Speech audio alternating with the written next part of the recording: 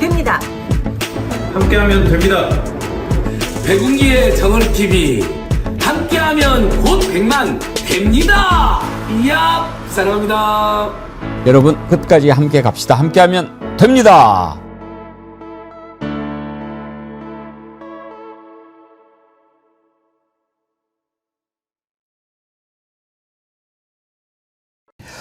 여러분 안녕하십니까, 백운기입니다. 지난해 12월 3일 밤 내란 속에 윤석열이 비상계엄을 선포하던 그 시각, 국무위원이라는 윤석열 일당이 무슨 짓을 했는지 생생히 보여주는 CCTV 영상이 공개됐습니다. 영상을 보면 그동안 이들이 얼마나 뻔뻔하게 국민들을 상대로 거짓말을 했는지도 고스란히 드러납니다. 한덕수는 윤석열이 계엄의 필요성을 강변할 때 고개를 2번이나 끄덕이면서 윤석열한테 힘을 실어줬고, 언론사 단수단전 문건을 받은 이상민은 실실 웃으면서 한덕수랑 얘기를 나누는 모습도 보입니다. 최상목은 어떻습니까? 윤석열에게 직접 전달을 받고도 무슨 내용인지 몰랐다고 거짓말을 해왔죠. 이런 자들이 대한민국의 국무위원이었습니다. 어찌 단 한 놈도 이래서는 안 된다고 말하는 놈이 없습니까? 비상계엄이 발동되면 나라가 어찌 된다는 걸 모른다면 국무위원 자격이 없고, 알고서도 동참했다면 국민을 상대로 총칼을 든 것입니다. 결코 용서해서는 안 됩니다. 절대로. 생방송 백운계 정치 1번지 출발합니다. 한번 먹으니까 자주 먹게 되는데요. 자꾸. 정말 새콤달콤 정말 맛있습니다. 그리고 드시면 이렇게 기분이 숑 빵빵빵 이런 거 좀 영상 CG 처리해 주면 좋은데, 예, 아주 비타민 덩어리, 새콤달콤한 비타민 덩어리 제주 극조생귤입니다.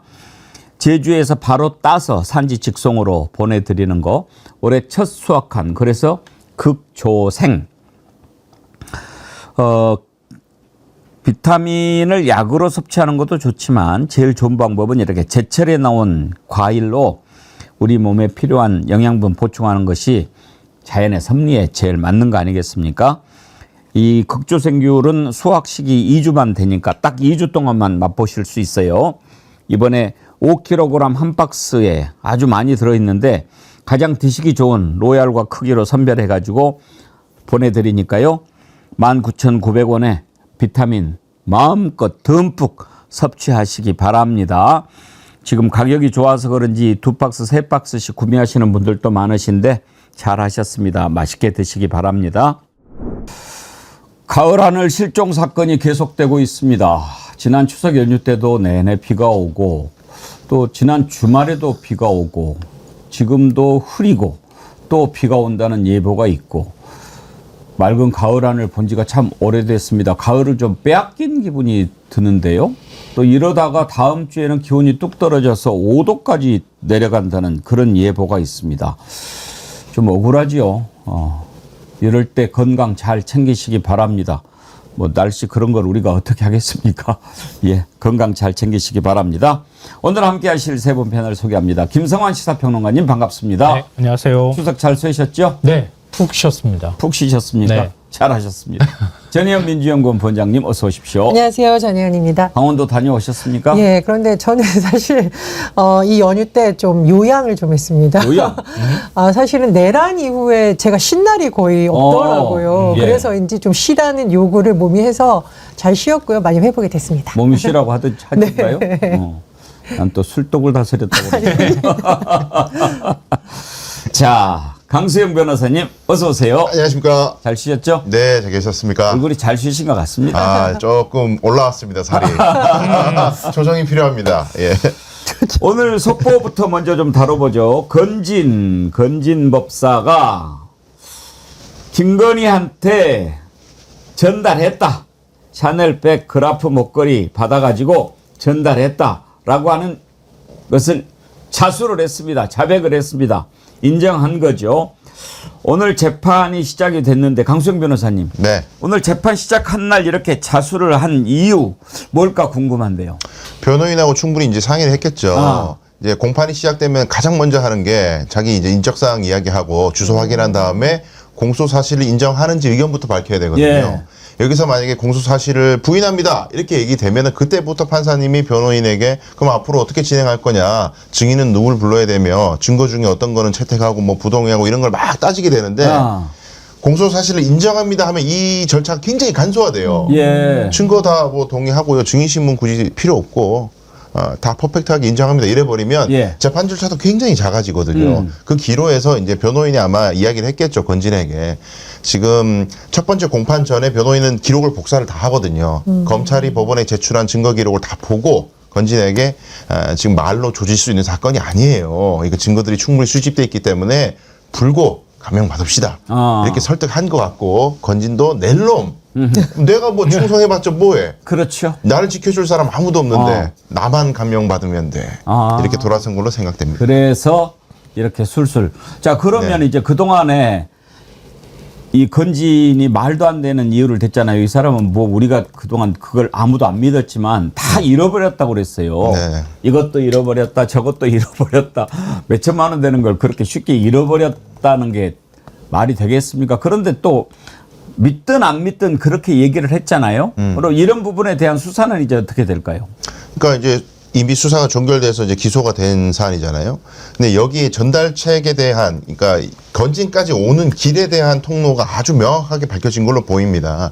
건진이 그거를 실물이 지금 발견이 안 되니까 잃어버렸다라고 우긴 건데, 오기까지의 통로에 있는 사람들의 일관된 진술과 이야기들이 청탁 목적으로 쭉 왔다라는 걸 뒷받침한 내용들이 있을 거예요. 그러니까 잃어버렸다고 우겼다가는 야, 곱하기 2 맞을 수도 있어. 그러니까 그냥 불고 지금 감형을 받을 요소가 수사기관에서도 부인했었잖아요. 근데 이제 와서 인정해준다고 해서 판사님이 이제 인정하는구나. 자식 이제 반성하는군. 감형시켜줄게. 그러지 않거든요. 예. 뭔가 이 사회에 뭔가 공익적 차원에서 진실을 규명하는데 도움이 되는 행동을 이제선 나를 하겠다. 그전에는 정권이 뭐 격변기에 있었기 때문에 나 사렸지만은 이제는 국민들을 위해서 내가 진실을 밝히고 국민적 의혹을 해소하는 데 도움이 되도록 하겠습니다라는 태도를 보이면서 나만 살겠다. 예, 요런 전략으로 간 것으로 전 보입니다. 그러면은 이제 판사 입장에서 봤을 때 범행 사실이 넉넉히 인정이 되는데도 전혀 인정하지 않고 개전의 정이 전혀 없으므로 네. 큰 벌을 이렇게 내릴 수도 있는데 네. 지금이라도 깨갱하고 네. 지금 김건희가 기소가 돼 있나요? 아직 이제 수사가 종결되진 않았죠. 기소는 아직 네. 안 됐나요? 그러면은 김건희가 피의자 신분으로 증인 채택돼서 이렇게 그 건진 재판에 나올 수 있나요?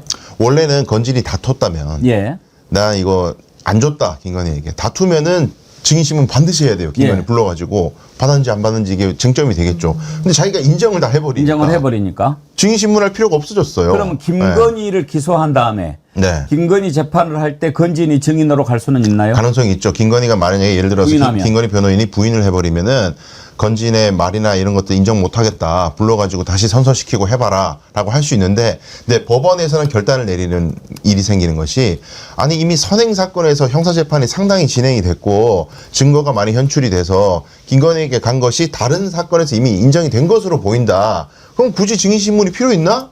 그 판결과 증거를 우리가 원용해서 사건 해도 될 것 같은데 변호인 꼭 필요한가요? 근데 생각해 보시면 건진이 자기 사건에서는 인정을 했다가 김건희 사건 가가지고는 다시 생각해 보니까 제가 안 준 것 같아요. 그럴 수는 없을 거 아니에요. 그러니까 이미 사실 게임은 끝났다. 김건희에 대한 사망 선고가 거의 이루어진 거나 다름없다. 그렇죠. 아니 김서관 평론가님 참 어리석다 하는 생각이 들어요. 우리말로 흔히 뭐 조사하면 다 나와 그러잖아요. 뭐 이렇게 다 나올 건데 그걸 어떻게 뭐 안 될까 이러고 있던 자들이 많아요. 네, 맞습니다. 저는 건진이 그때 아마 구속 여부 결정될 때였었나요?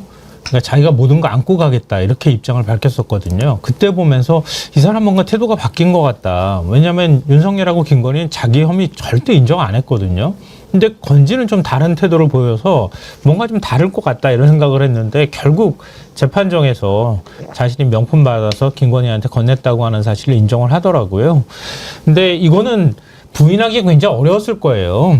왜냐하면 중간에 전달했다는 사람, 또 이 돈을 줬다고 하는 사람, 그리고 다른 명품으로 바꾸는 과정까지 있었잖아요. 그게 다 기록에 남아있는데 자기가 그걸 다 하고 난 다음에 결국 김건희한테 안 갔다고 하는 것만 지금 부인을 한 상황이기 때문에 결국은 어쩔 수 없이라도 인정할 수밖에 없었다 이렇게 보고요.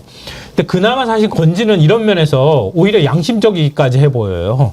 왜냐하면 다른 사람들 다 부인하고 있으니까요. 아까 한덕수 뭐 얘기하셨지만 이상민이나 그다음에 최상목도 그렇고 전부 다 거짓말했다는 거 아니에요? 영상으로 다 지금 확인할 수 있다고 하는 건데 그런 것처럼 관련자들이 전부 다 모르쇠로 일관을 하고 있는 상황이었는데 저는 재판받는 과정에서 하나 두 개씩 이들의 진술이 깨질 거라고 봅니다. 양심이 있다고는 뭐 저는 동의는 안 되고 이제 이렇게 저렇게 변호인들 봤을 때 이건 방법이 없으니 빨리 자수해서 광명 찾자. 그래야 형을 좀 적게 받는다. 그리고 당신이 뭐 직접 먹은 거 없지 않냐? 뭐 이렇게 전달했으니까 그걸 거짓말했다가는 혼나니까 뭐 이렇게 하지 않았겠어요? 제가 보기에는 근데 이제 구속 수사의 영향이 상당히 있다라고 봅니다. 지금 이제 상당히 중요한 인물들 혹시 본인이 백이라고 생각을 했던 뭐 윤석열, 김건희부터 해서 여러 사람들 권성동까지도 구속이 됐고 본인도 구속이 되다 보니 더 이상 거짓말을 해도 빠져나갈 구석이 없다 이렇게 생각이 든 것 같고요. 저는 깃털이에요. 몸통은 김건희입니다. 라는 전략을 쓴 것으로 보이는데 중요한 것은 사실 이 샤넬백과 목걸이가 아니라 왜 이렇게 고가의 선물을 명품 선물을 하려고 했었느냐. 그 뒤에 얽혀있는 수많은 이권 사업과 그 이권 사업에 개입하려고 했던 사람들은 누구였는지 소위 윤핵관들이 공천에 관여하는 데 있어서까지 이 전성배가 관여된 건 아닌지 이 거대한 음모를 이제 밝히는 과정이 또 남았다고 생각합니다. 예, 오늘 다룰 내용이 많습니다. 어제 국정감사도 있었고 또 한덕수 내란 수계 방조 혐의 재판에서 영상 공개된 것 이것도 아주 의미가 있는 것들이 많은데요. 방금 전에 김건희가 이런 다 받았다. 건진에 자수한 내용이 나와가지고 다뤄봤습니다. 먼저 어제 재판에서 대통령실의 CCTV 영상이 공개돼가지고 이자들이 그날 밤에 무슨 짓을 했는지 그리고 그동안 얼마나 국민을 상대로 뻔뻔하게 거짓말을 했는지 고스란히 다 드러났는데 이 내용부터 다뤄보도록 하겠습니다.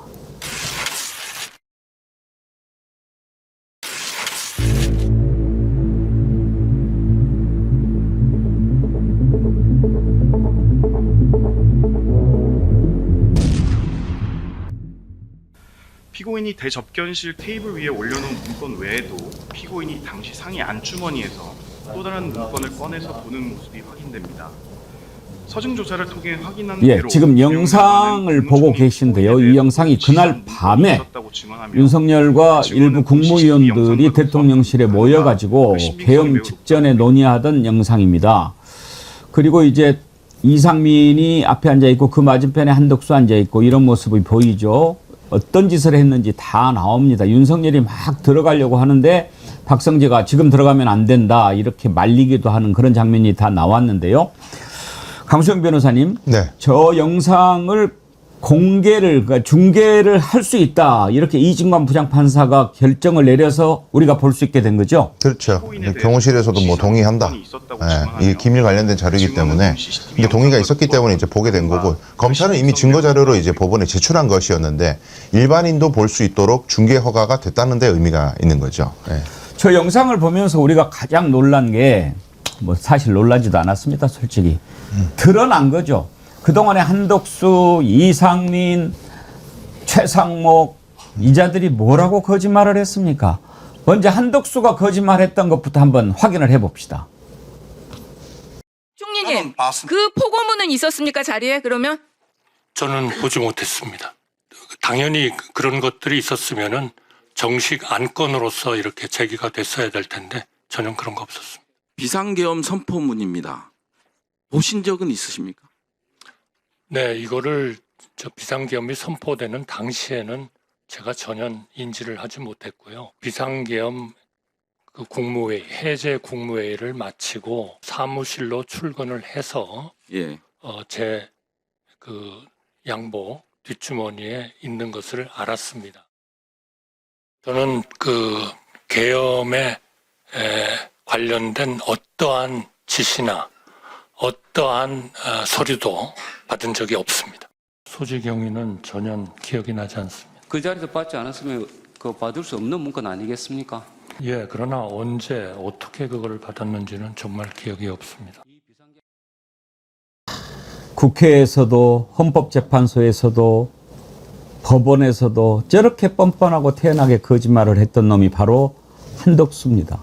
우리가 영상을 통해서 여실히 보지 않았습니까? 어떻게 했습니까? 그 영상 한번 보여주십시오. 양복 안주머니에서 문건을 다 꺼내서 읽는 모습. 그리고 피고인이 대접견실 테이블 위에 올려놓은 문건 나중에는 외에 이상민하고 이야기까지 이렇게 하고 나누는 모습. 김용현이가 나중에 막 갑자기 들어오는데 한덕수가 직접 전해줬어요. 그런데도 끝까지 저렇게 영상이 만약에 없었다면 김성환 평론가님, 저렇게까지 말하면 정말로 못 봤나 보다 이렇게 믿는 사람도 있었을 거예요. 네, 맞습니다. 그거 가지고 지금 국민 여론을 호도했었던 거잖아요. 윤석열 탄핵 반대하는 여론을 불지피게 하는 게 바로 저런 거거든요. 그리고 자기들의 책임 회피를 위한 목적으로 자기가 받은 기억이 없다. 그리고 뒷주머니에 넣어놨다 이렇게 얘기했는데 지금 보니까 안주머니에서 문건 꺼내는 모습이 확인되고 있잖아요. 바로 이런 것 때문에 한덕수가 말도 안 되는 대통령 권한대행이었는데 대통령 행사를 한다거나 아니면은 국민의힘 후보를 막 뒤바꿔가지고 결국 대선 출마까지 하는 이런 어이없는 일을 벌인 겁니다. 그러니까 최소한 공복으로서 어떤 생각들을 해야 되는지조차도 인식하지 못했고요. 자기의 잘못이 뭔지도 분명하게 알고 있었다고 저는 생각하거든요. 그러니까 그 잘못을 덮기 위해서 자기 잘못을 덮기 위해서 대한민국의 대통령이 되려고 했던 자입니다. 그리고 한 가지 덧붙이자면 저렇게 영상이 남아있는데도 불구하고 영장전담 판사는 구속영장 기각했잖아요. 말도 안 되는 일들이 계속 벌어지고 있었던 거예요. 강수영 변호사님, 저자 다시 구속영장 청구하면 안 됩니까? 네, 이미 이제 공판이 시작됐기 때문에 현실적으로는 쉽지 않을 거예요. 뭐 물론 이론적으로는 판사가 할 수 있습니다. 뭐 안 나와, 공판에 막 안 나오고 출석도 안 하고 계속 도주할 염려가 있다 그러면 법원이 이제 영장을 발부를 할 수 있어요. 검사가 청구를 하지 않든 특검이 하지 않더라도. 근데 판사가 그런 결단 내릴지는 조금 의문이에요. 공판에 계속 출석하는 이상 구속하는 경우는 드문데, 근데 우리가 짚어야 되는 부분이 여러 가지가 있어요. 이미 한덕수가 저 CCTV 영상이 나왔는데도 치명적인 거짓말을 하고 있는 게 있습니다. 예. 무엇이냐면은 판사님이 아주 핵심적인 질문하셨죠. 총리는 그러면 그 당시에 예. 군인들이 출동하고 온 당시에 이 사태를 위해서 어떤 조치를 했냐라고 예. 물었는데 헛소리를 막 했잖아요. 국무회의 심의를 하면서 나는 국무위원으로서 국무회의 심의에서 충실히 이걸 반대하고 하려고 했다. 뭐 그런 얘기를 했는데 지적해야 될 것이 여러 가지가 있어요. 첫 번째는 국무회의라는 게 우리 법에서요. 예를 들어 국무회의 위원들이 모여가지고 저는 계엄을 반대해요. 과반이 넘네? 그럼 계엄 못합니다. 이제 반대가 많아요. 부결. 그런 단체가 아니에요. 심의라는 게. 심의는 그냥 한번 대통령이 들어보라는 것이고 구속력이 없습니다. 심지어 국무회의의 위원들이 전원이 계엄에 반대하더라도 대통령은 계엄 선포를 할 수 있어요. 우리 법이. 근데 심의 자체를 안 하고 하면 불법이 되는 거죠. 근데 지금 한덕수가 계엄을 막으려는 의도가 있었다면은 국무회의가 안 열리도록 해야 돼요. 왜냐하면 국무회의 심의를 해버리면 무조건 계엄을 할 수 있기 때문에 아무리 반대를 해도. 근데 자기는 자꾸 판사님이 거듭 물어보죠. 아니 내가 묻는 건 그게 아니라 계엄 당시에 당신이 어떤 조치를 했냐고 묻는 거다라고 하는데 자꾸 앵무새처럼 국무회의를 하면은 대부분이 이제 반대를 하기 때문에 국무위원들이 반대를 하는 게 내가 할 일이라고 생각했다. 반대하면 뭐예요? 그럼 계엄하도록 도와주는 거예요. 치명적인 거짓말을 하고 있고, 그리고 문건을 봤다 안 봤다 이런 걸 떠나서 판사님이 생각하시는 거는 봤다 안 봤다는 본인 위증하고 관련이 있는 건데 그걸 떠나서 내란을 방조했다는 행위는 막지 않았다라는 거죠. 국무총리로서 권한을 갖고 있는데 너는 계엄을 막기 위해서 뭘 했니를 물어보는 건데 저는 국무회의에서 반대 의견을 내기 위해서 최선을 다했습니다. 그거는 막기 위해서는 아무것도 안 했다는 얘기밖에 안 되는 거예요. 완벽한 실책이에요. 한덕수는 꼼짝없이 유죄 선고될 겁니다. 완전히 동문서답을 하더라고요. 네. 그때 그 이중관 부장판사가 한덕수한테 질문한 내용 한번 보시죠. 방금 CCTV 내용을 보셨는데 뭐 하시고 싶은 말씀 있으신가요? 전체적인 뭐 취지라 할까, 저러한 지금 CCTV에 나온 모습들이 앞으로도 제가 기억이 없는 부분도 있고, 비상계엄은 그 자체로 국민의 생명이나 안전, 재산 등을 침해할 가능성이 높습니다. 특히 12.3 비상계엄의 경우는 많은 수의 경찰과 군인이 투입되었고 군인들은 무장한 상태로 투입된 것으로 확인이 됩니다. 그런 상태에서 국무총리였던 피고인이 국민들을 위해서 어떠한 조치를 취했습니까? 그 전체적인 계획에 대해서 저는 전혀 알지를 못했습니다. 이 문제에 대해서 저는 뭐 반대를 했습니다. 모든 국무위원들이 이 비상계엄은 안 된다 하는 의견들을 대통령께 집무실에서 개별적으로 말씀드리고, 그래서 해제 국무회의도 철저하게 준비해서 하자가 없고 절차적 하자가 없도록 그렇게 노력을 했다. 제가 질문드린 건 그런 내용이 아니고 실제로 이제 비상계엄이 선포되지 않았습니까? 그리고 그게 유지가 됐었는데 무장한 군인들이 출동을 했고요. 그걸 막기 위한 여러 국민들이 대치하는 상황이었습니다. 그런 상황에서 어떤 구체적인 조치를 취했는지 묻는 겁니다. 그 국무위원으로서 할 수 있는 그런 일들을 해야 되는 그러한 상황이었다 하는 말씀을 드리겠습니다. 김성환 평론가님, 제가 판사 안 하기를 참 잘한 것 같아요. 그 같으면 내려가서 발로 턱주가리를 걷어차버리면서 야이 새끼야 그랬을 것 같은데. 그러니까 사실은 내란 주요 임무 종사자 혐의를 적용했어야 되는 거예요. 전 방조 혐의 적용하면 안 되는 거거든요. 그러니까 말씀하셨던 것처럼 저거 보면서 지금 저희 앞에 패널 3명 다 한숨을 내시는데요. 진짜 말도 안 되는 헛소리들을 저렇게 주절주절 지금 하고 있는 상황인 것 같아요. 그러니까 지금 아까 영상 나왔을 때 그 영상을 제가 설명드리면 이해하기가 쉬우실 것 같은데요. 회의실에 모여 있는 장면이잖아요. 그러니까 대접견실에 모여 있는 모습이거든요. 그러니까 그게 윤석열이가 계엄 국무회의 하기 전에 6명을 따로 불렀잖아요. 빨리 불러가지고 그때 8시 40분쯤 김용영, 한독수, 이상민 해서 6명이 모였다는 거예요. 그때 윤석열이 비상계엄 선포하겠다는 얘기 했거든요. 그리고 난 다음에 오후 9시 10분경에 한독수가 문건 들고 나옵니다. 그리고 조태열, 조태용 이런 사람들이 문건을 들고 나와서 대접견실에 앉아서 문건을 이렇게 서로 간에 꺼내놓고 보는 장면이 아까 그 화면에 회의실 안에 잡혀 있는 거예요. 근데 결정적으로 김용현이가 헌법재판소 가서 결정적인 진술을 해요. 뭐냐 하면 12개 부서가 비상계엄 시에 해야 할 일을 적은 쪽지를 준비했다. 이렇게 얘기를 해요.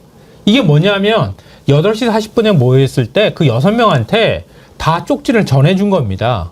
그걸 들고 나와가지고 대접견실에서 그걸 꺼내가지고 보는 장면이 지금 저렇게 영상에 찍혔던 거예요.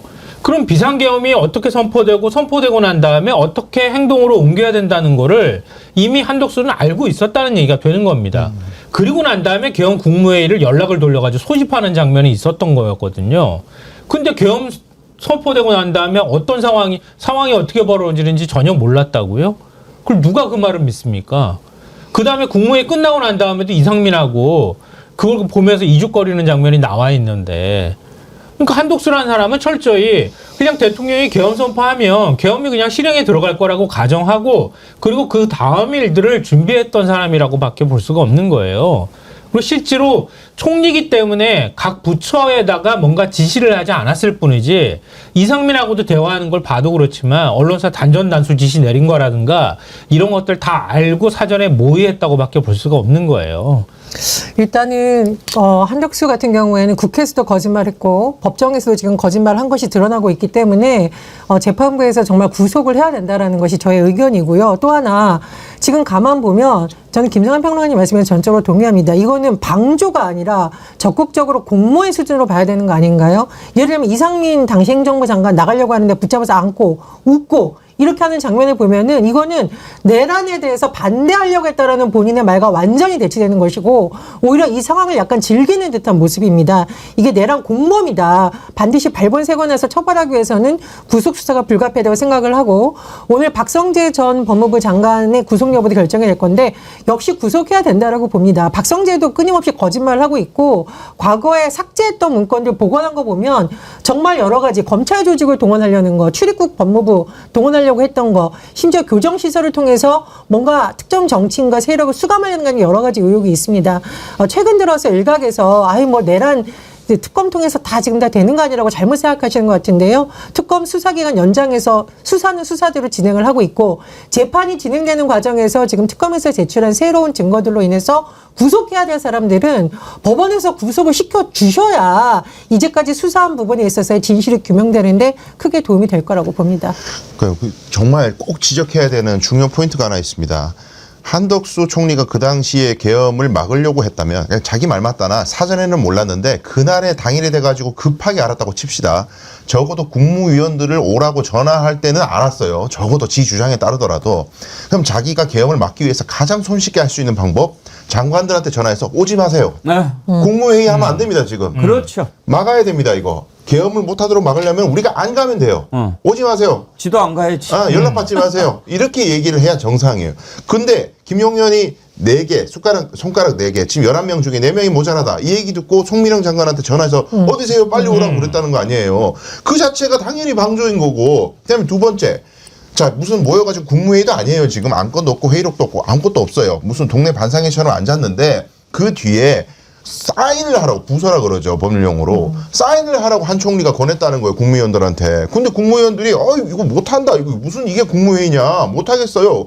근데 한덕수가 뭐라 그래요? 아니 그냥 여기 와가지고 우리가 출석했다 정도만 남기는 의미로 서명하면 되는 거 아닙니까? 아이 뭐 그렇게 심각한 거 아니니까 하세요.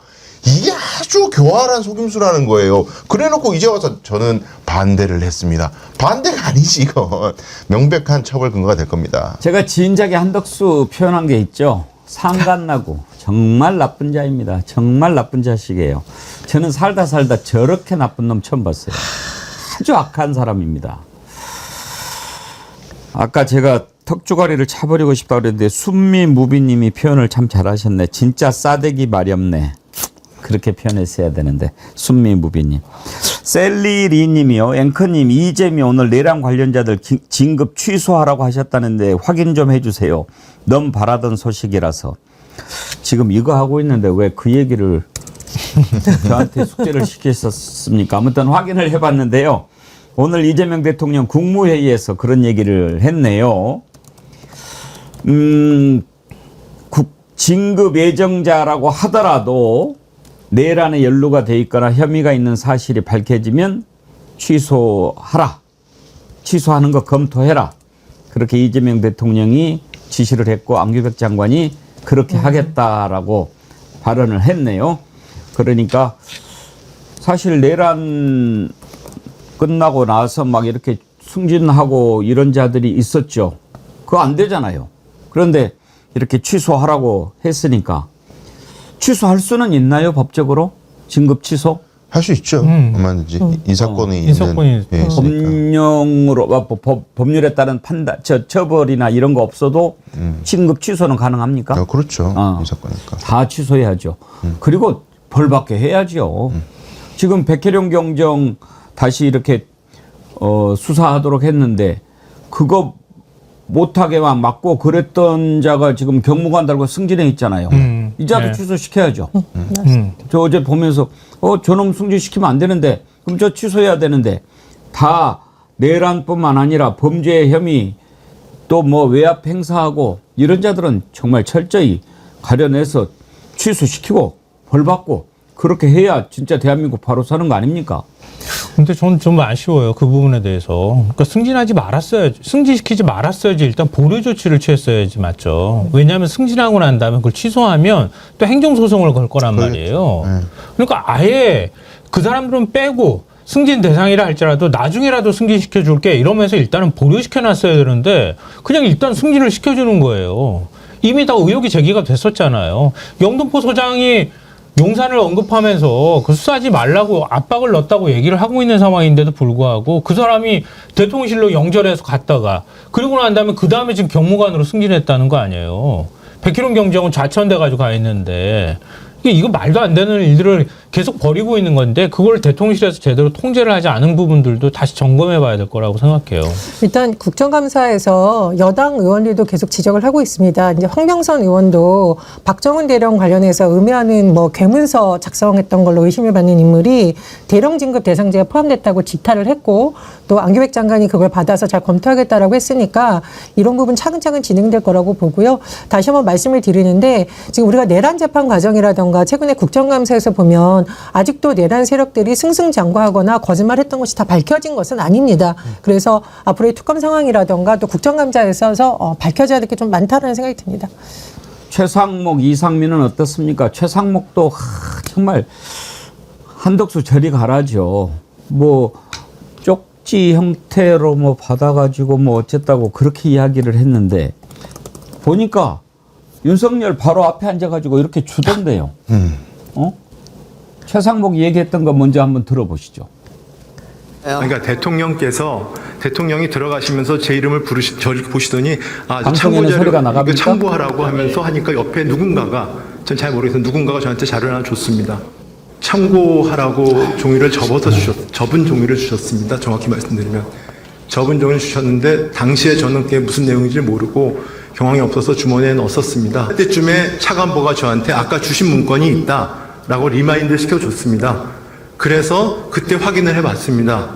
네, 그런 상황입니다. 어떤 내용인가요? 그 내용은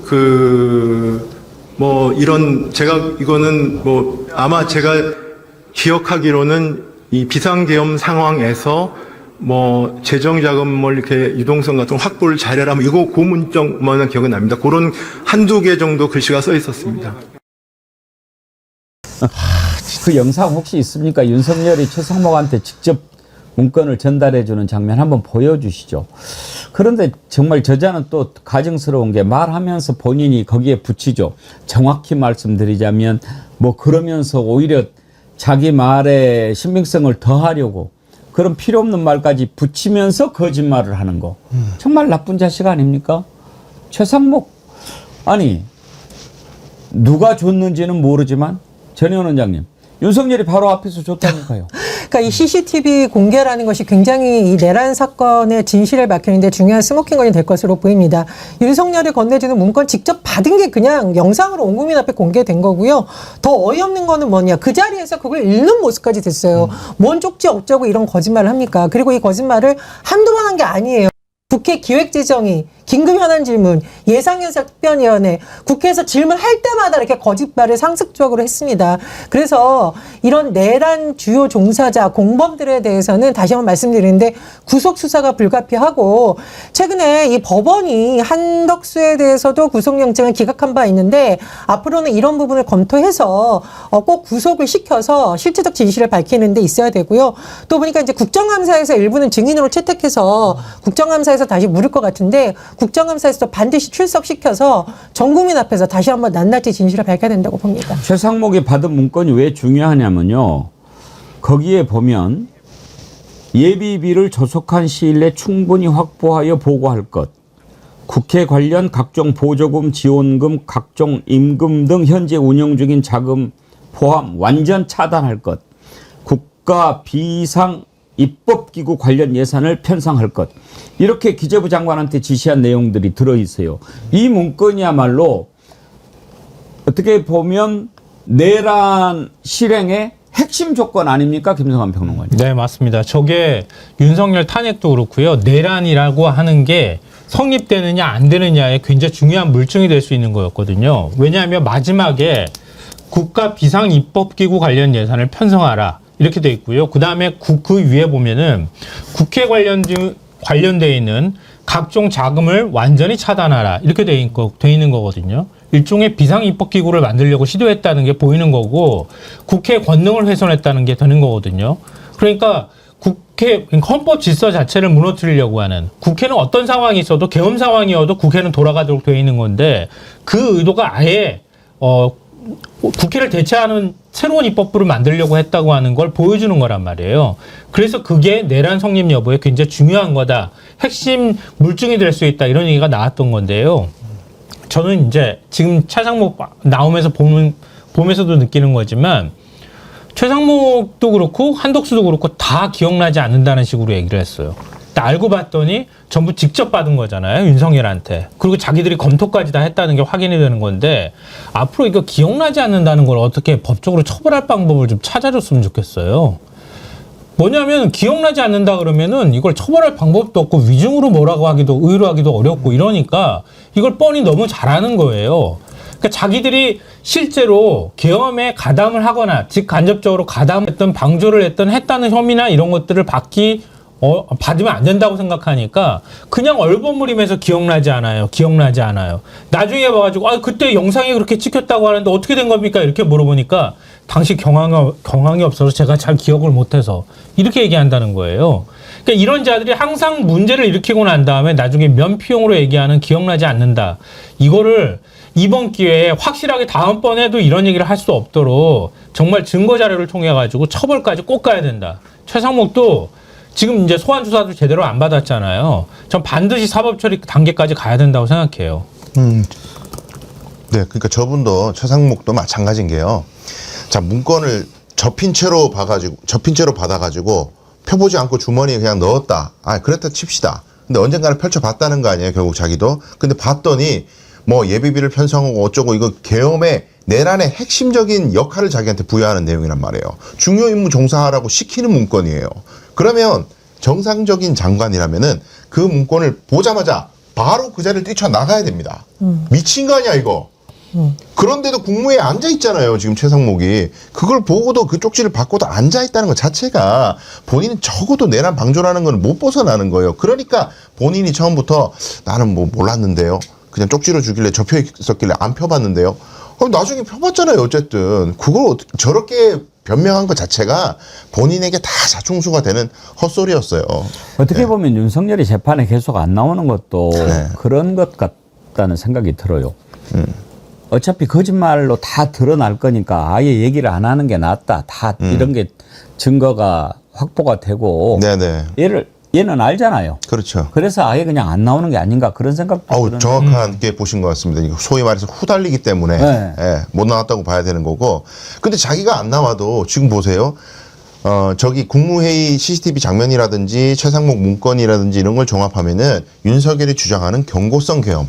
나는 내란 목적이 없었고 그냥 경고하기 위해서 계엄했다는 논리가 다 깨지는 겁니다. 경고할 거면 뭐하나 저런 예비비를 편성하고 비상입법기구 하라고 지시를 왜 해요. 그냥 액션 한번 하고 그날 끝내려고 했다면 저런 게 있을 수가 없죠. 그러니까 본인이 안 나와도 이미 자기 재판의 결과는 거의 나온 거나 다름이 없다. 저는 그렇게 생각합니다. 경고성 계엄이라는 게 말이 안 된다라는 게 비상입법기구라는 게 뭡니까? 완전히 전두환 시제 때 국회 해산하고 했던 기구 같은 걸 만들려고 거기다가 예산까지 구체적으로 세웠다라는 것은 장기 독재 체제까지 염두에 뒀다라는 거 아닙니까? 지금 국민의힘에서 자꾸 현 정부 독재 어쩌고 물어붙이는데 독재를 꿈꿨던 사람은 바로 윤석열이고요. 윤석열과 결별하지 못하는 국민의힘에서 오늘 나왔던 어제 공개됐던 이런 내용을 좀 면밀히 살펴본 다음에 말하셨으면 좋겠습니다. 맞아요. 국민의힘 의원도 다 날릴라 그랬다니까 윤석열. 국민의힘도 날려먹고 자기가 구성한 국회로 다시 영구집권 하려고 그랬다고요. 근데 뭐 지금도 아직도 비호하고 있는 꼴을 보면 답답해 죽겠어요 정말. 정필성님, 그나마 윤석열 3년 동안 제일 진지한 국무회의였네요.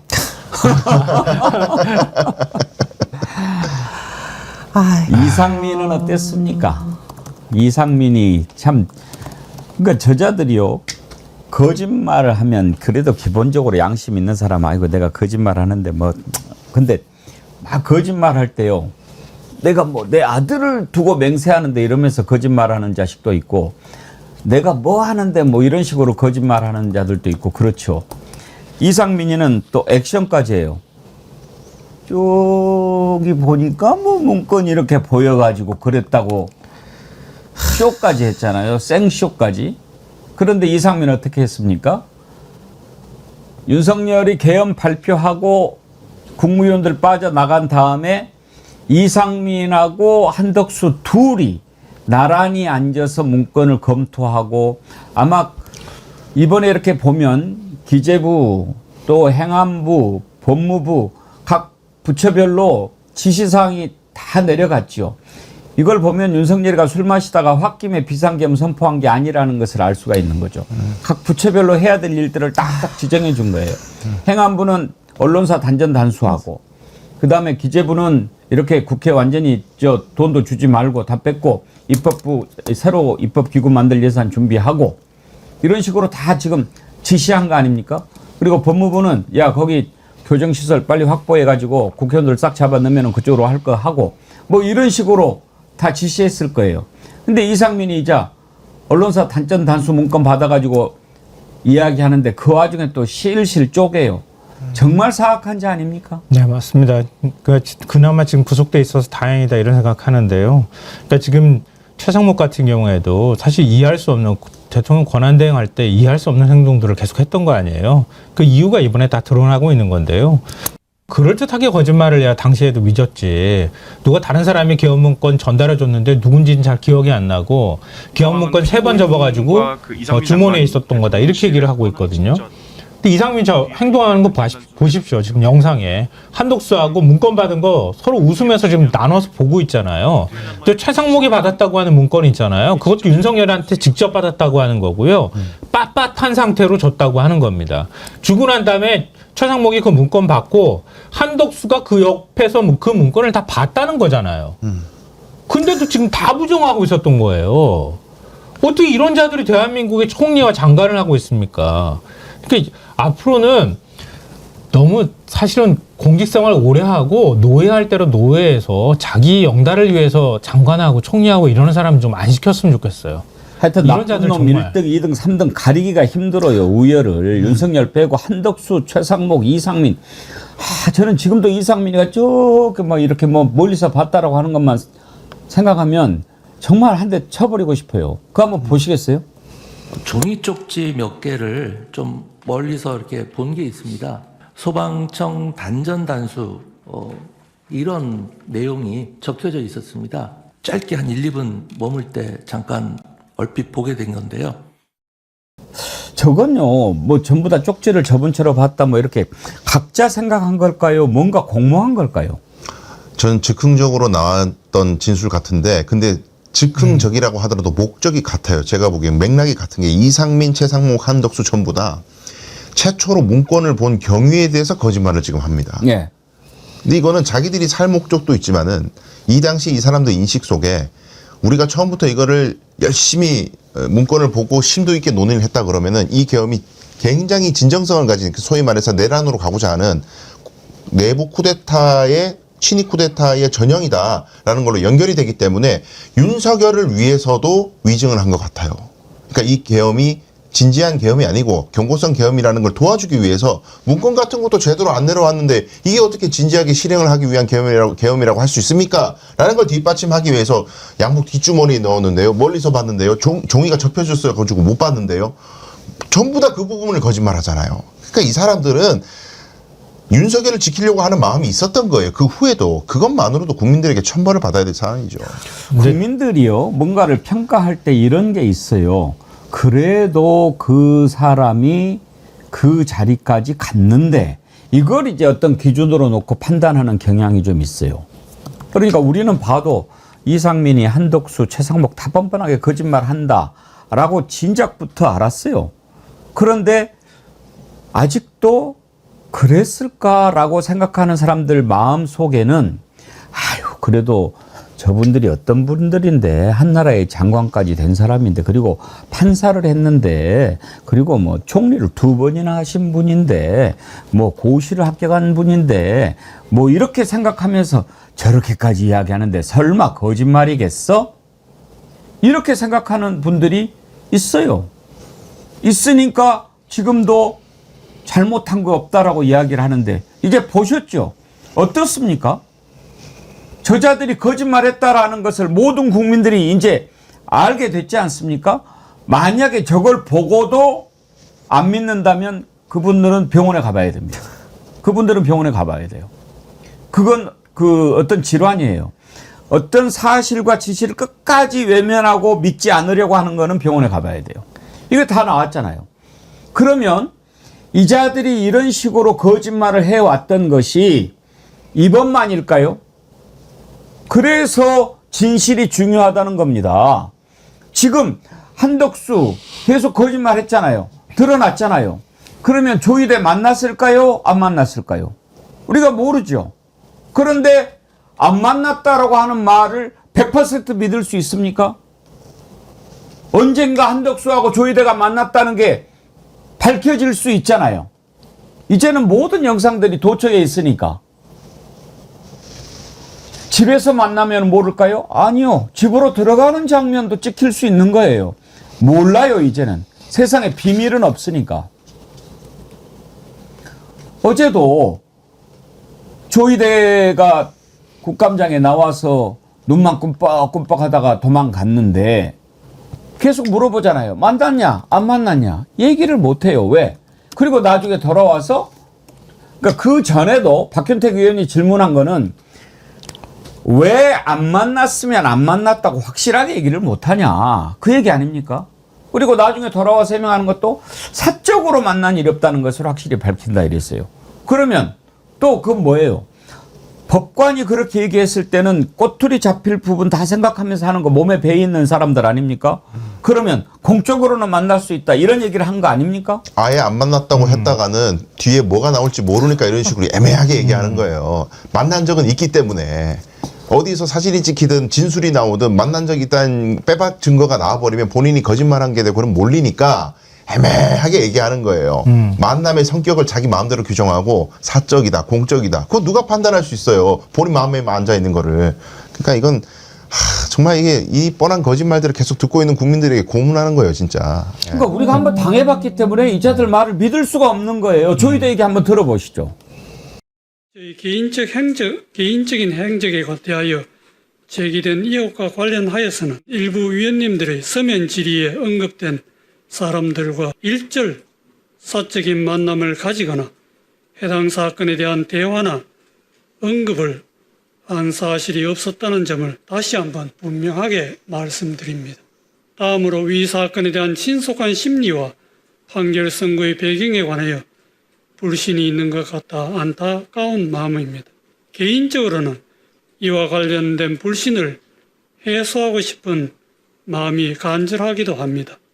그러나 재판의 심리와 판결의 성립, 판결 선고 경위 등에 관한 사항은 사법권의 독립을 규정한 대한민국 헌법 제103조 및 합의의 비공개를 규정한 법원조직법 제65조 등에 따라 밝힐 수 없는 실정입니다. 총리 새끼는 총리식으로 거짓말하고 대법원장은 대법원장식으로 저렇게 얘기를 하고 저기에도 보면은요, 전혜원 원장님, 네. 해당 사건과 관련해서는 또 딱 그렇게 한정을 해요.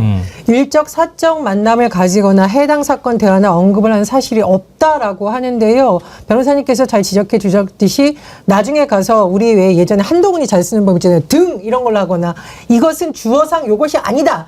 이런 식으로 일부 정치인이 써냈던 수법을 그대로 쓰는 것이 아닌가 참 의심이 됩니다. 오죽하면 법원 노조 관계자들이 아니 명쾌하게 답을 하면 될 걸 왜 이렇게 피곤하게 하는지 모르겠다. 왜 이렇게 국민을 피곤하게 하는지 모르겠다라고 지적을 했잖아요. 지금 조희대 대법원장의 이런 태도가 특히 국정감사장에 가서 나와서 보여주는 이런 태도가 사법부에 대한 불신을 더 가속화시키고 있는 겁니다. 사실 법원은 판사들로도 이루어지만 그 안에서 많은 업무를 하는 공무원분도 있는데 법원 공무원 노조는 지난해 5월부터 계속 문제 제기를 해왔습니다. 아니 올해 5월부터죠. 조희대 대법원장이 석연치 않은 부분에 대해서 해명을 해야 되고 법원을 위해서 회복을 그 사법부 신뢰 회복을 노력하고 있어 많은 사람들을 위해서라도 명쾌하게 입장을 밝히라고 계속 요구를 했는데도 지금 제대로 하고 있지 못한 부분이 굉장히 씁쓸한데요.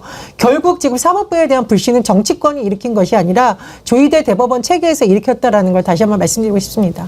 지금 저게 밤 11시 40분쯤에 다시 이제 국감장 와가지고 마무리 발언하면서 이야기한 거거든요. 오전에는 이제 못 가게 하니까 이따가 국감 중지하니까 도망갔는데 밖에서 대기하고 있다가 그 시간쯤 돌아와가지고 이제 입장을 정리한 거예요. 거기에서도 확실하게 얘기를 못 하는 거 아닙니까? 그러니까 얘기하면 꼬투리가 또 잡힐 것 같으니까 애매하게 얘기하고 그냥 넘어가려고 하는 거 아닌가 싶은데요.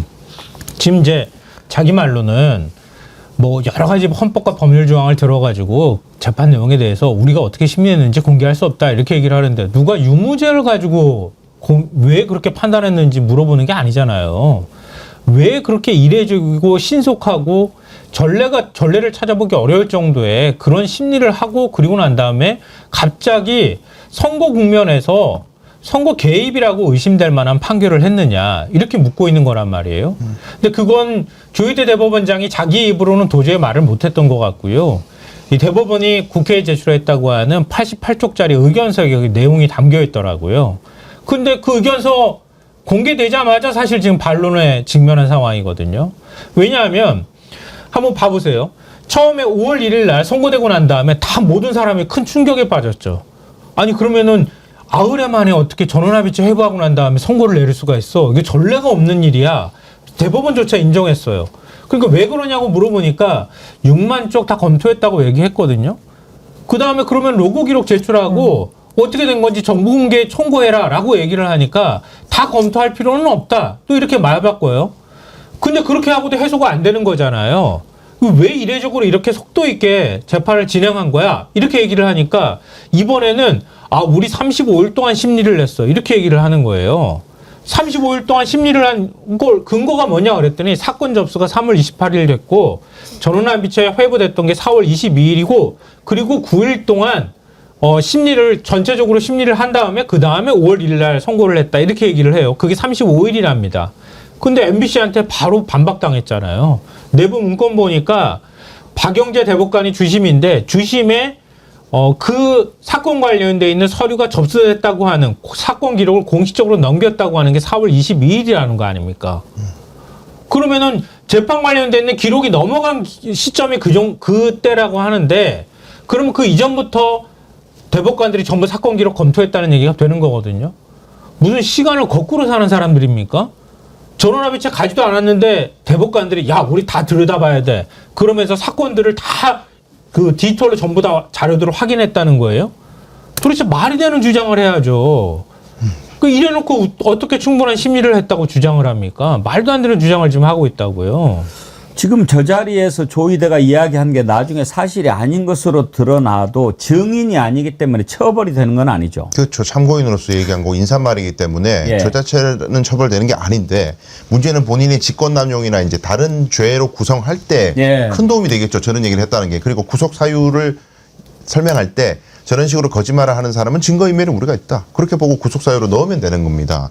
근데 지금 여러 평론가님이 지적해 주셨던 것을 이어받아서 말씀을 드리자면 제일 참 황당한 것이 자기 사건으로 아직 배당이 되지도 않았는데 판사가 기록을 본다는 건 있을 수가 없는 거예요.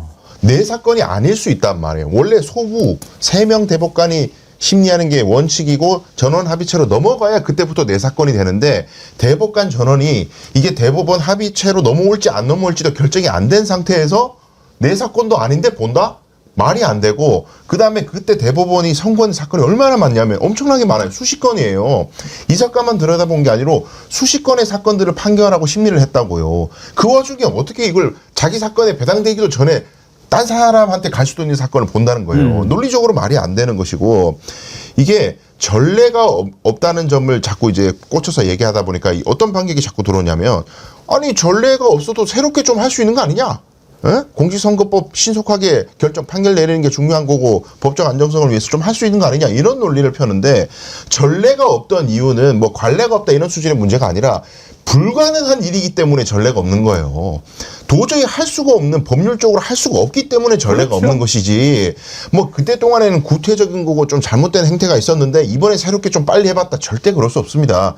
그리고 정말 조희대 대법원장이 해명해야 되는 건 대한민국의 어떤 다른 사건 중에 배당이 되지도 않았는데 대법관 전원이 야 우리 사건 정말 중요한 거 하나 넘어왔다. 다 같이 빨리 봅시다. 라고 결정한 사건이 한 건이라도 있는지 좀 묻고 싶어요.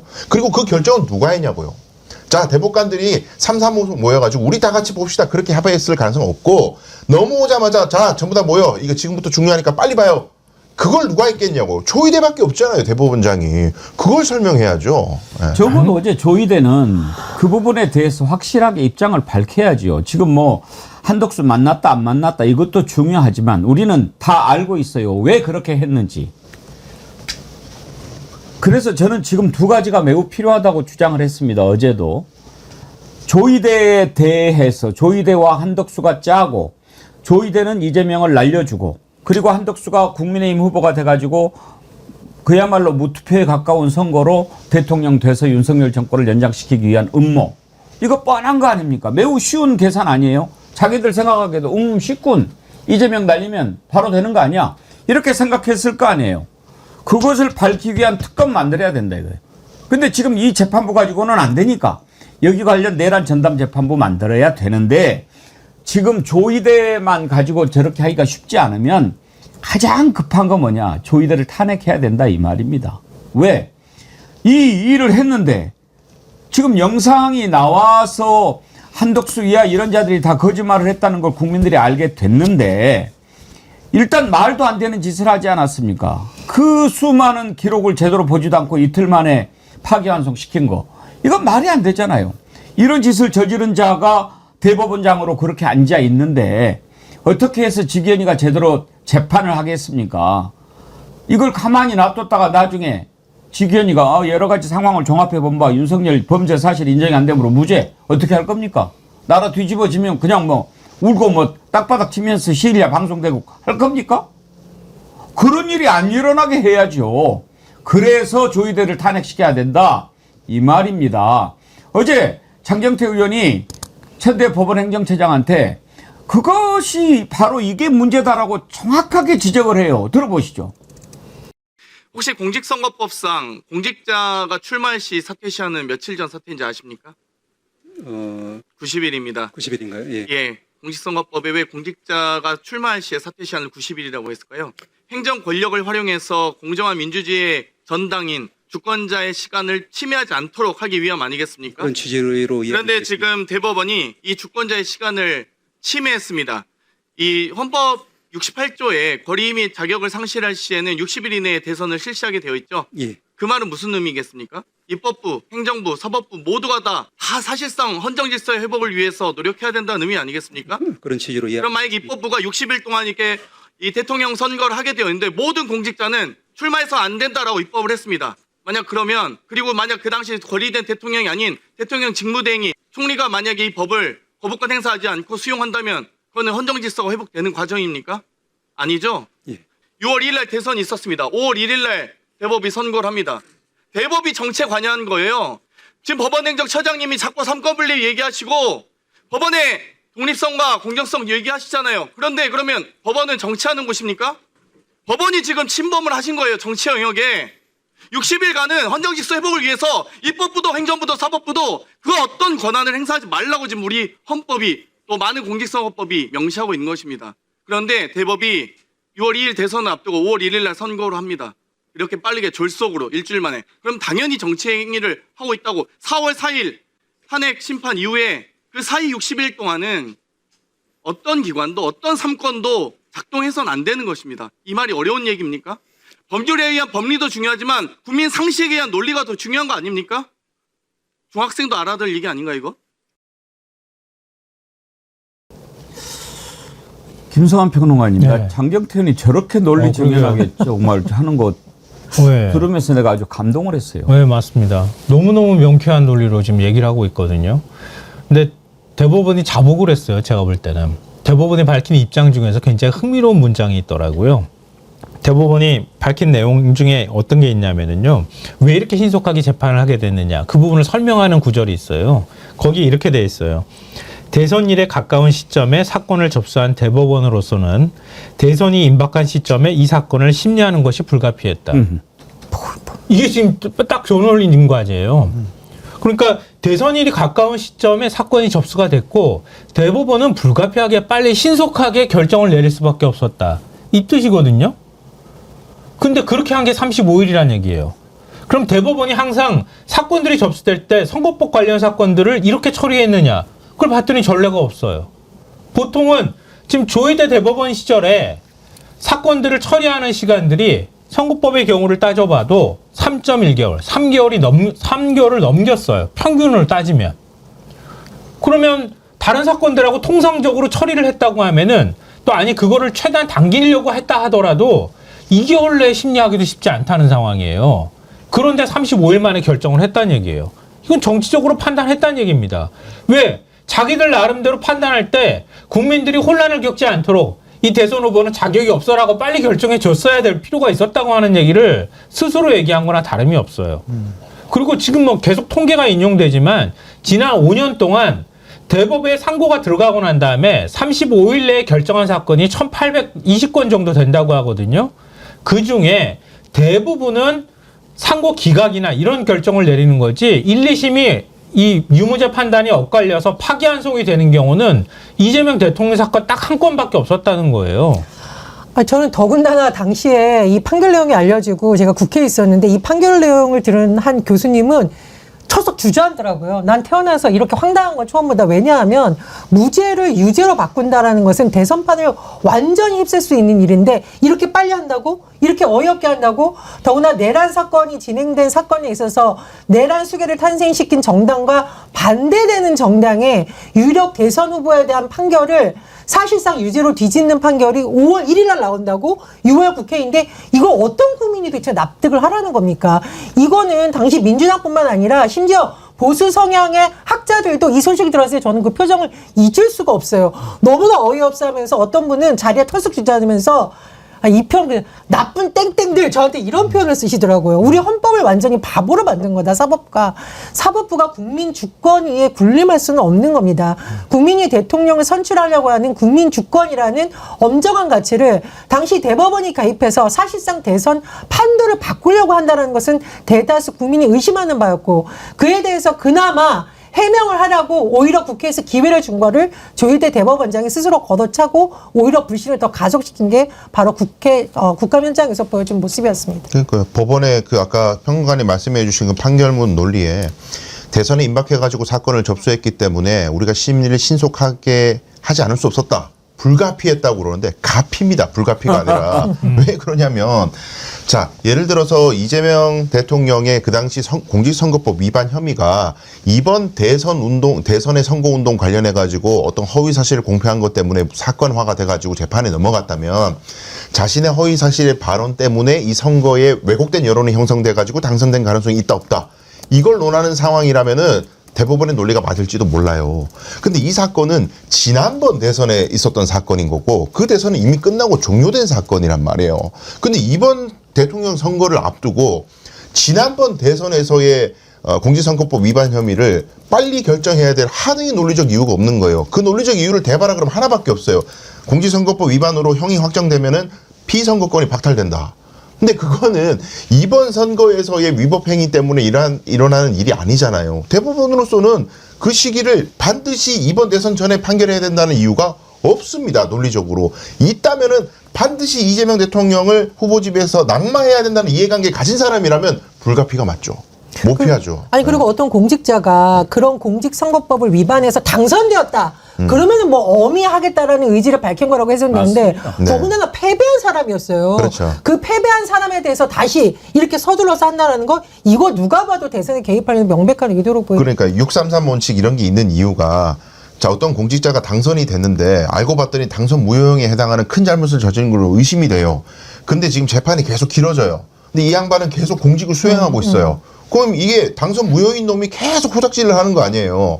이게 국민으로서는 엄청난 해악을 끼치기 때문에 이 불안정한 상황을 법원이 빨리 해결해야 된다고 633 원칙이 있는 겁니다. 근데 이재명 대통령은 당선된 사람이 아니었잖아요. 무슨 해악이 있어요, 국민들한테. 아주 정치적 판단을 했다고 자백하는 거예요. 국힘이 왜 그렇게 조의대를 싸고 도는지 여러분들이 좀 분명히 알으셔야 합니다.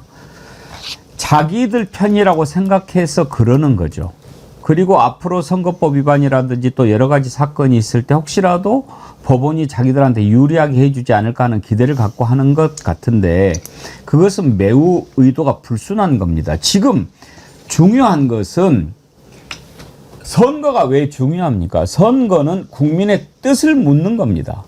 국민은 누굽니까? 주권자입니다. 주권자의 선택보다 중요한 게 어디 있습니까? 대한민국은 주권자인 국민의 것인데 그래서 이제 그 선거를 통해서 권한을 맡기는 거 아닙니까? 그 선거가 눈앞에 다가왔는데 자기들이 이걸 좌지우지 해보겠다고 마음먹었던 거 아닙니까? 국민의 선택에 나쁜 영향을 끼치려고 하는 의도가 분명한 거 이거 범죄 아닙니까? 그래놓고 이제 와서 독립성, 공정성, 사법부 독립 이런 얘기를 한단 말이에요. 그런데 국민의힘이 막 이게 마치 사법부의 독립성을 침해하는 것처럼 이렇게 지저대니까 아까 말씀드렸잖아요. 저놈들이 계속 거짓말하면 그런가 하는 국민들이 있다고. 실제 영상을 보기 전까지는. 진실이 드러나기 전까지는. 그러면 막 사법부 독립이라고 하고 오늘 또 지금 보수 매체들 계속 같이 지저대니까 그런가? 아니 왜 그걸 그렇게 어렵게 생각합니까? 한번 생각해 보시죠. 이재명을 지지하고 지지하지 않고의 문제가 아닙니다. 누군가가 지금 후보가 등록이 됐잖아요. 그리고 그 후보가 지지율이 가장 높아요. 여론조사에서. 그러면 선거를 해서 결정을 하게 해야지 그 전에 그리고 순서도 만약에 쭉쭉 돼가지고 됐다면 몰라요. 말도 안 되는 이유로 이 지난 내란 기간에 말도 안 되는 일이 몇 가지가 벌어졌습니까? 대표적으로 사법부에서 벌어진 게 두 가지 아닙니까? 지기현이가 지금까지 일어났던 사법사상 한 번도 해보지 않았던 시간으로 계산해가지고 윤석열 풀어준 거. 이틀 만에 대법원에서 이렇게 전원 합의해가지고 파기환송한 거. 이 두 가지는 사법부 역사상 있지도 않았던 일이에요. 있을 수가 없는 일이에요. 그런 일이 일어났잖아요. 그걸 국회가 물어보지 않는다면 그 국회가 필요 없는 거죠. 근데 그걸 잘못했다고 국힘이 떠들어대고 보수 매체들이 함께 지저댄다 이 말이에요. 이게 국민을 호도하고 사실을 왜곡하는 거 아닙니까? 정말 정신 똑바로 차리지 않으면 이런 자들한테 같이 휩쓸려 가가지고 그런가? 이렇게 된단 말이에요. 우리가 이걸 경계해야 됩니다. 그 지기현 재판부에서 재판을 비공개했던 것도 사실 문제가 있었던 거죠. 이번에 CCTV 문제가 되는 부분 다 편집했고요.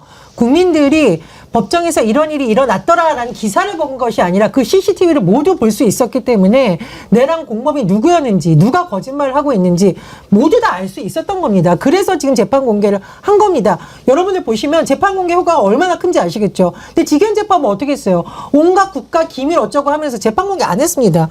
기밀 문제될 수 있는 거 사전에 다 조절 가능한 거고요. 오히려 도대체 무슨 의도로 이렇게 비공개로 재판을 하냐고 하도 여론에서 떠들고 국회에서 지적하니까 마지못해서 나중에 한 거고, 그나마나 나중에 윤석열은 제대로 출석을 하지 않았습니다.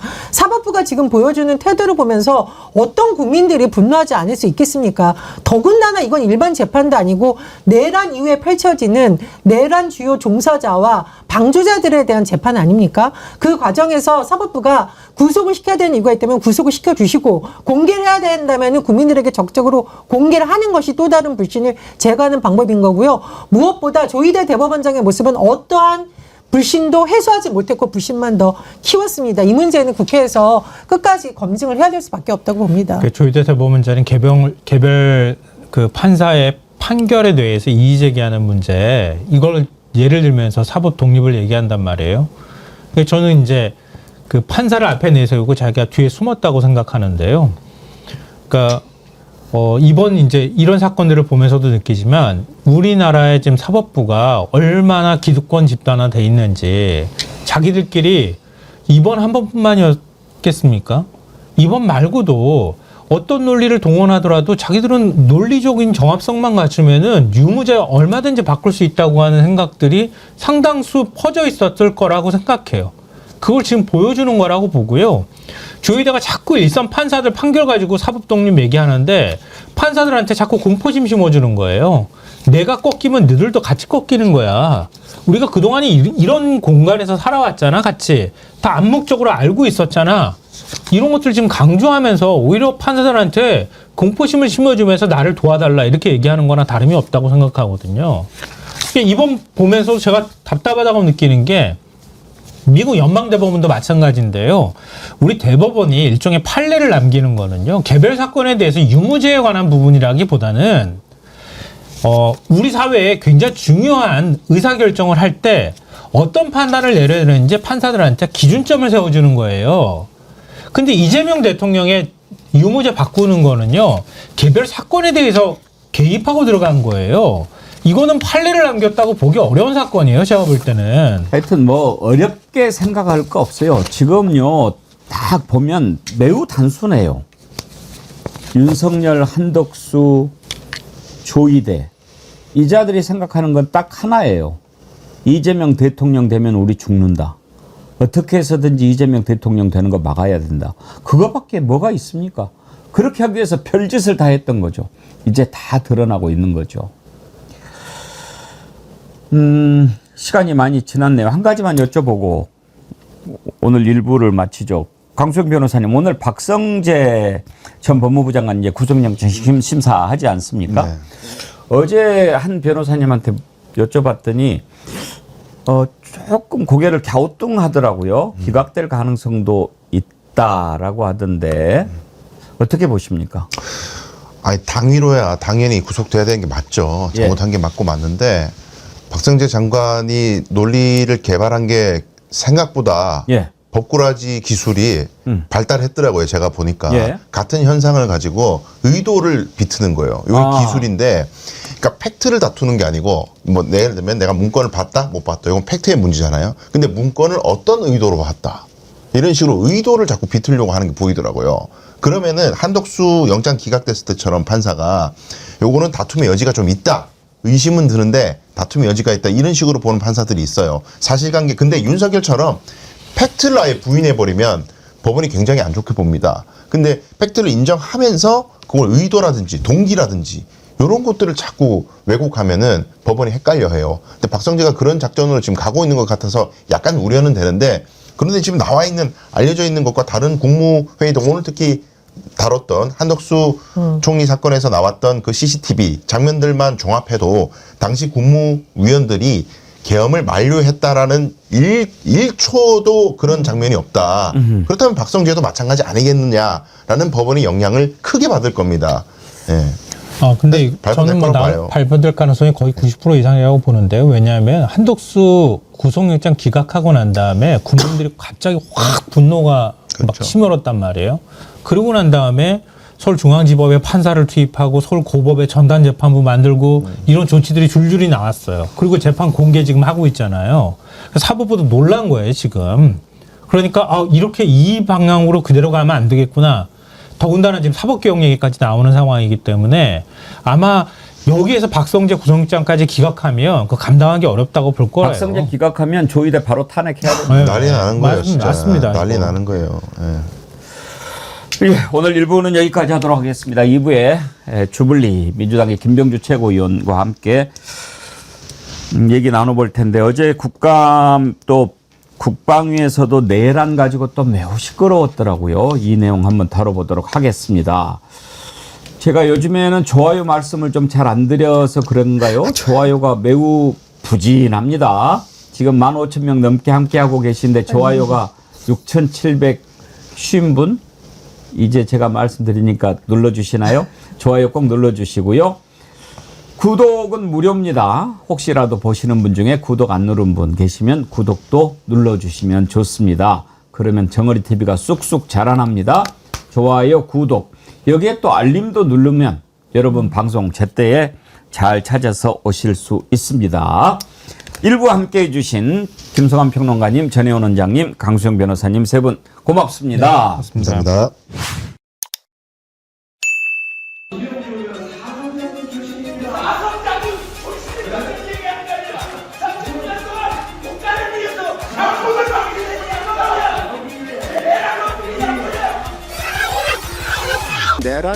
내란이라고 하는 용어를 쓰셨는데 어떤 법적 근거에서 내란이라는 용어를 쓰셨죠? 12.3 계엄은 내란이라는 하는 것은 5,200만이 실시간으로 목격을 했고 5,200만이 피해자입니다.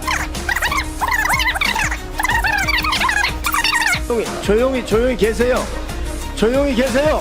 내란이 아니라고 하는 거예요? 국민들이 먼저 말할 자격이 없어요. 김병주 경기도지사, 여러분 생각은 어떠세요? 댓글로 남겨주세요.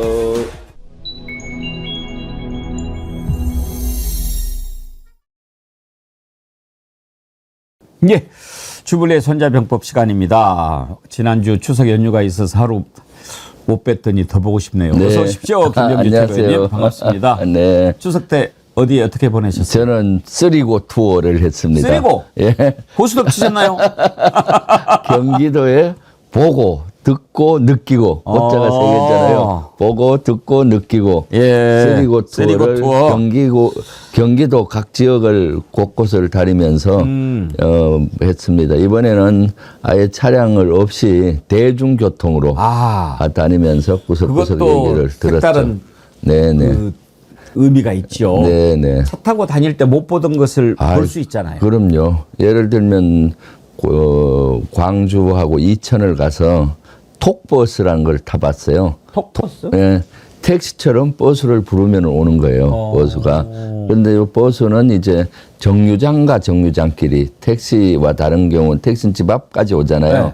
그런데 톡버스는 버스 정류장에서 정류장으로만 다니더라고요. 네, 그래서 네, 버스 기다리기에 오래 그 놓쳤다든가 예. 버스 기다리는 시간이 오래 걸린다 할 때 그 톡버스를 운영하는데 경기도 지역에서 한 3분의 1 지역이 운영을 하고 있고 그런 제도는 좋구나 해서 앞으로 좀 더 발전시켜야 되겠다. 뭐 이런 것들부터 해서 그런 대중교통 또 여러 가지 또 그런 불편한 점이 또 어떤 것이 있는지 발로 확인을 했죠. 네. 의미 있는 시간 보내셨네요. 네. 자, 지금도 국정감사 계속 하고 계시죠. 네, 네. 이렇게 또 귀한 시간 내서 와주셨으니까 너무 오래 붙잡지 않고 보내드리도록 하겠습니다. 오늘은 어디입니까? 오늘은 합동참모본부 합참 국정감사가 진행되고 있고요. 국회에서 하고 있습니까? 아닙니다. 저기 합참 용산에 가서? 있는 국방부하고 합참이 용산 대통령실 옆에 있잖아요. 예. 거기서 오전에 질의를 빨리 마치고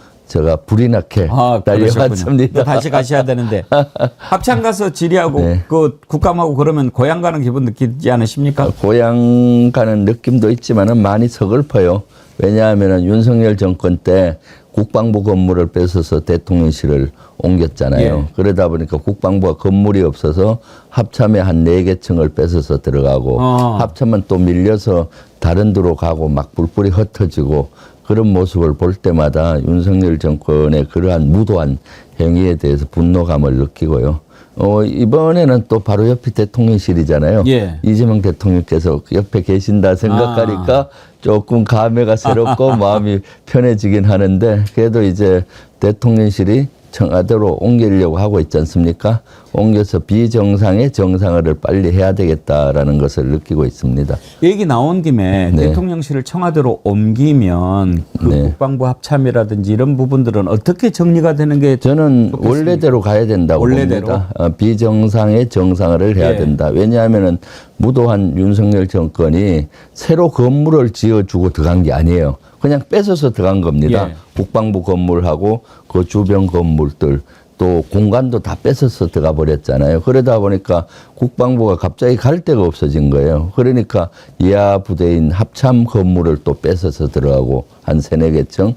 그리고 국방부는 거기만이 아니라 뿔뿔이 또 흩어져서 한 4-5군데에서 업무를 하고 있는 걸로 알고 있거든요. 그럼 합참은 또 갈 데가 없잖아요.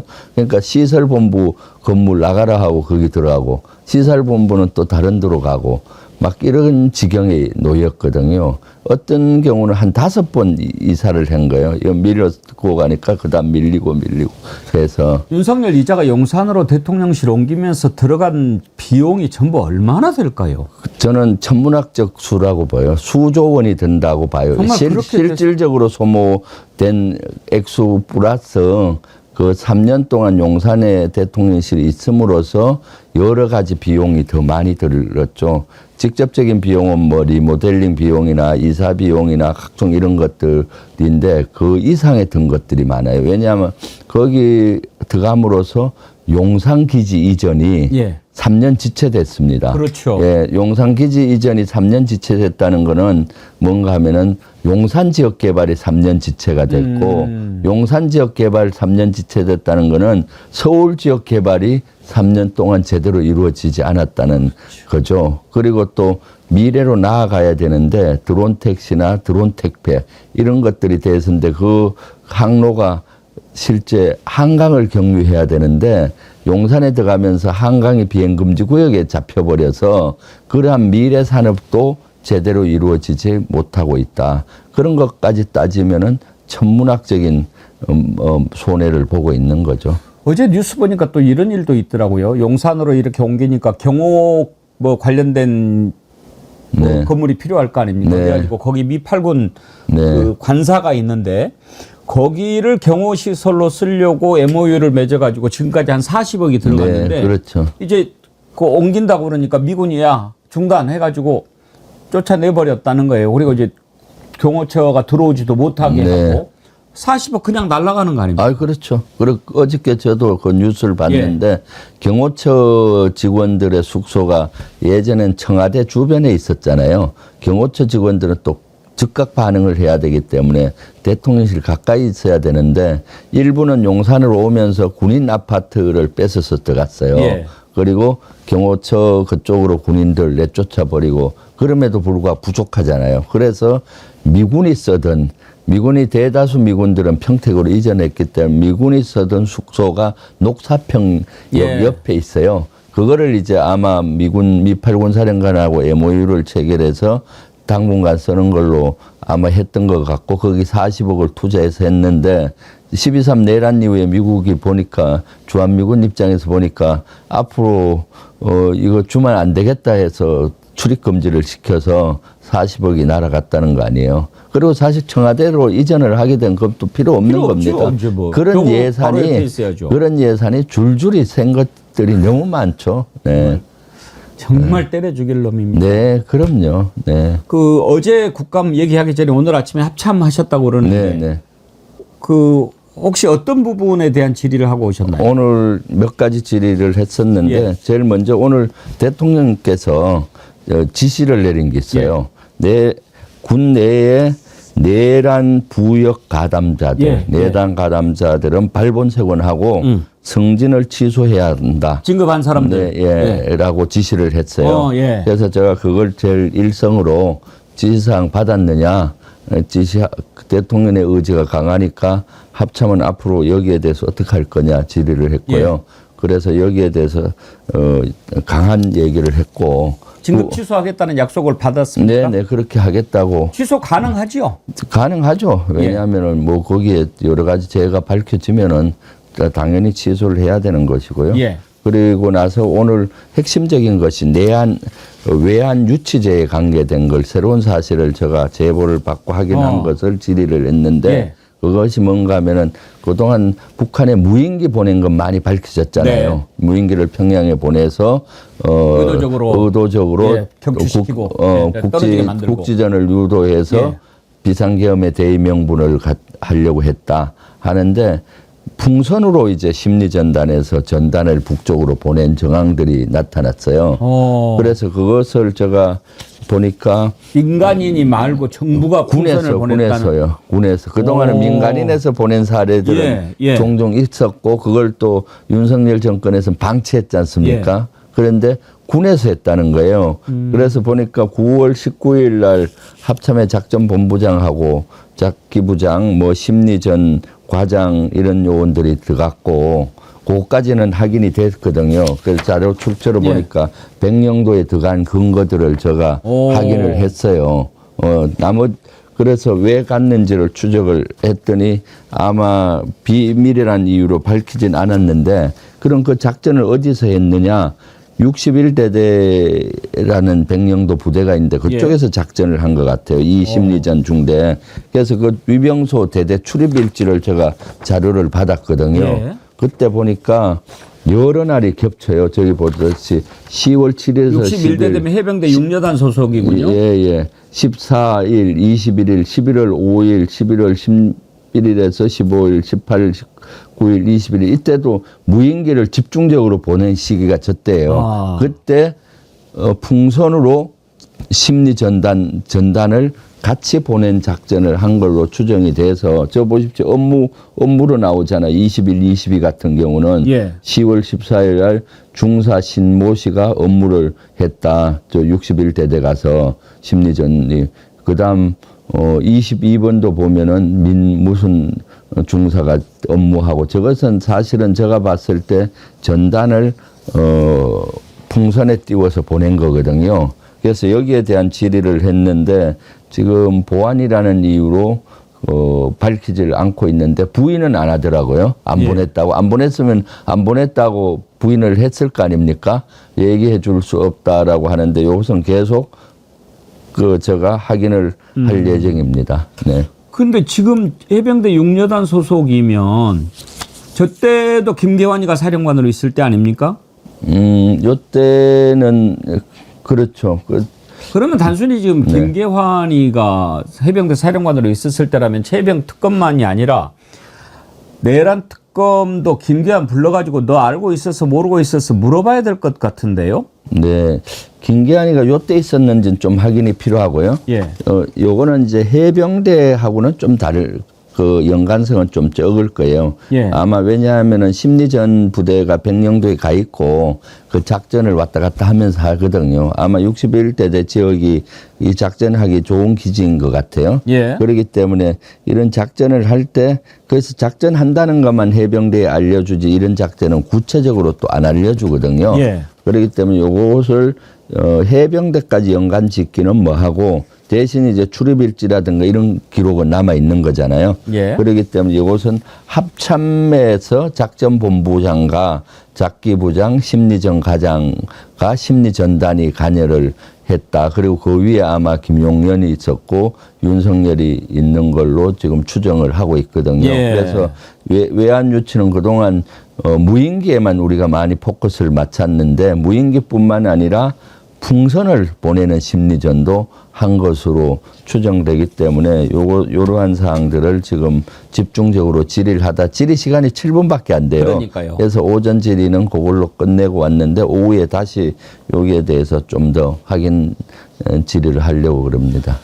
하여튼 윤석열이 네. 가진 방법을 동원해서 북한을 자극함으로써 도발을 유도했다라고 하는 네. 정황들이 계속 드러나고 있지 않습니까? 네. 이제 그 풍선이 그동안 민간인들에 의해서 이렇게 나갔고 윤석열 정권이 방치했다는 것은 알았는데 군부대가 직접 했다라고 하는 것은 이건 처음 알게 된 사실이네요. 아주 그렇죠. 놀라운 질의를 하셨네요. 네, 그렇죠. 요것은 이제 오후에 더 확인하고 예. 합참도 자체 이걸 조사를 해야 되는데 합참 의장이 자체 조사를 안 하고 있어서 제가 강하게 질타를 했습니다.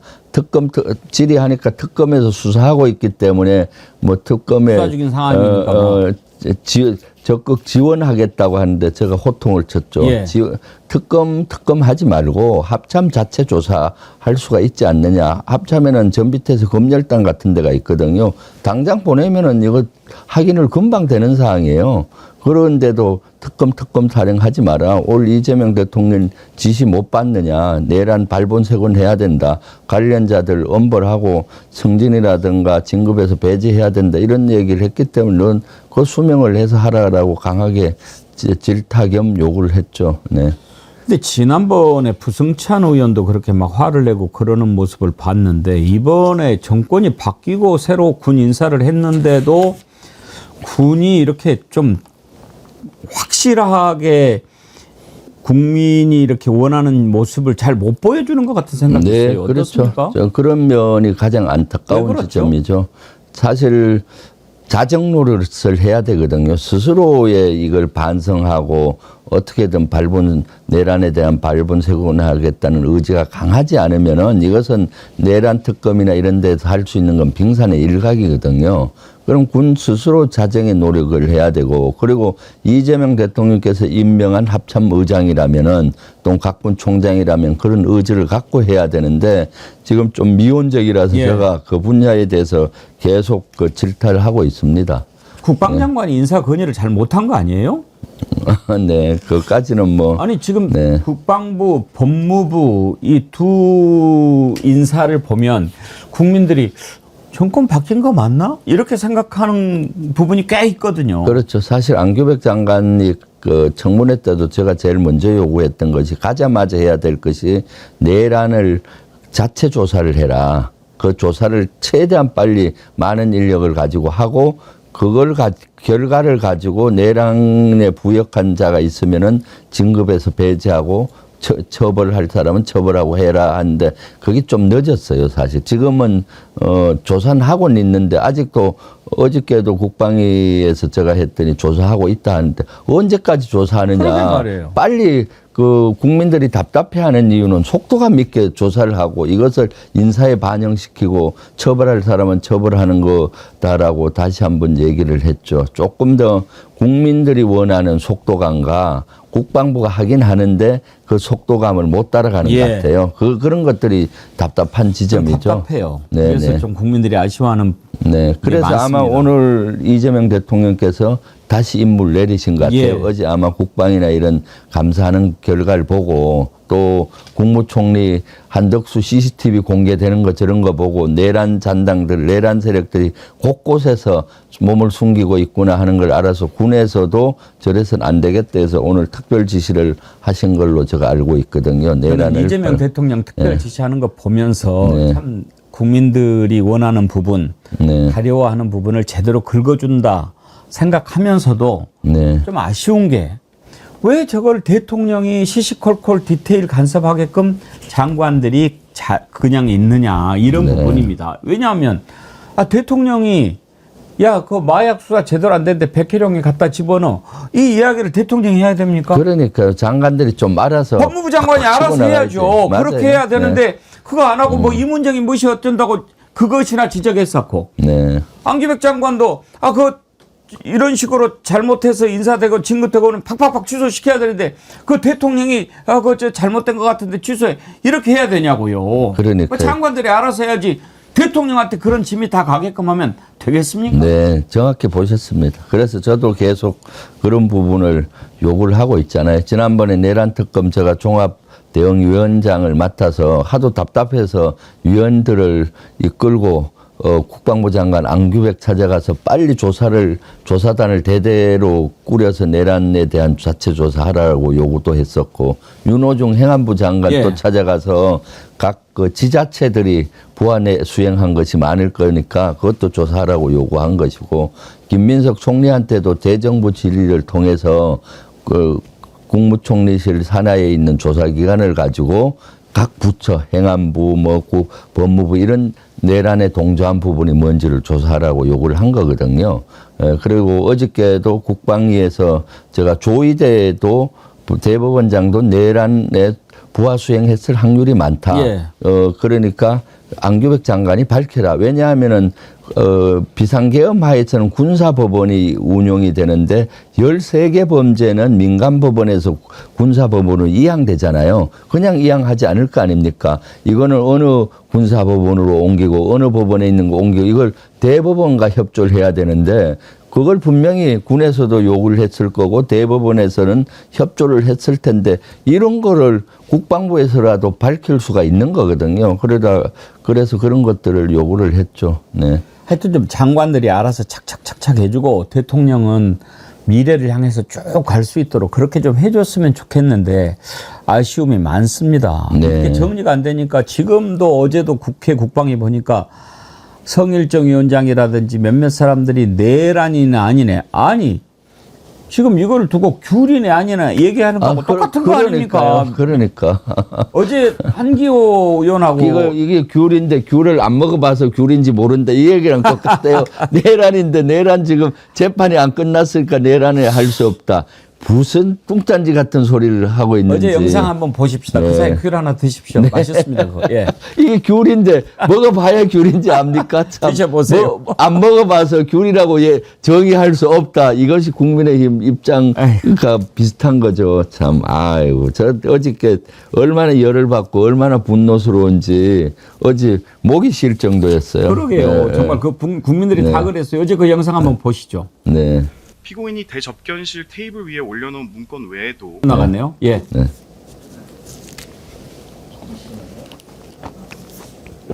그거 나갈 때 귤 좀 먹으려고 그랬더니 못 먹게 만들었네.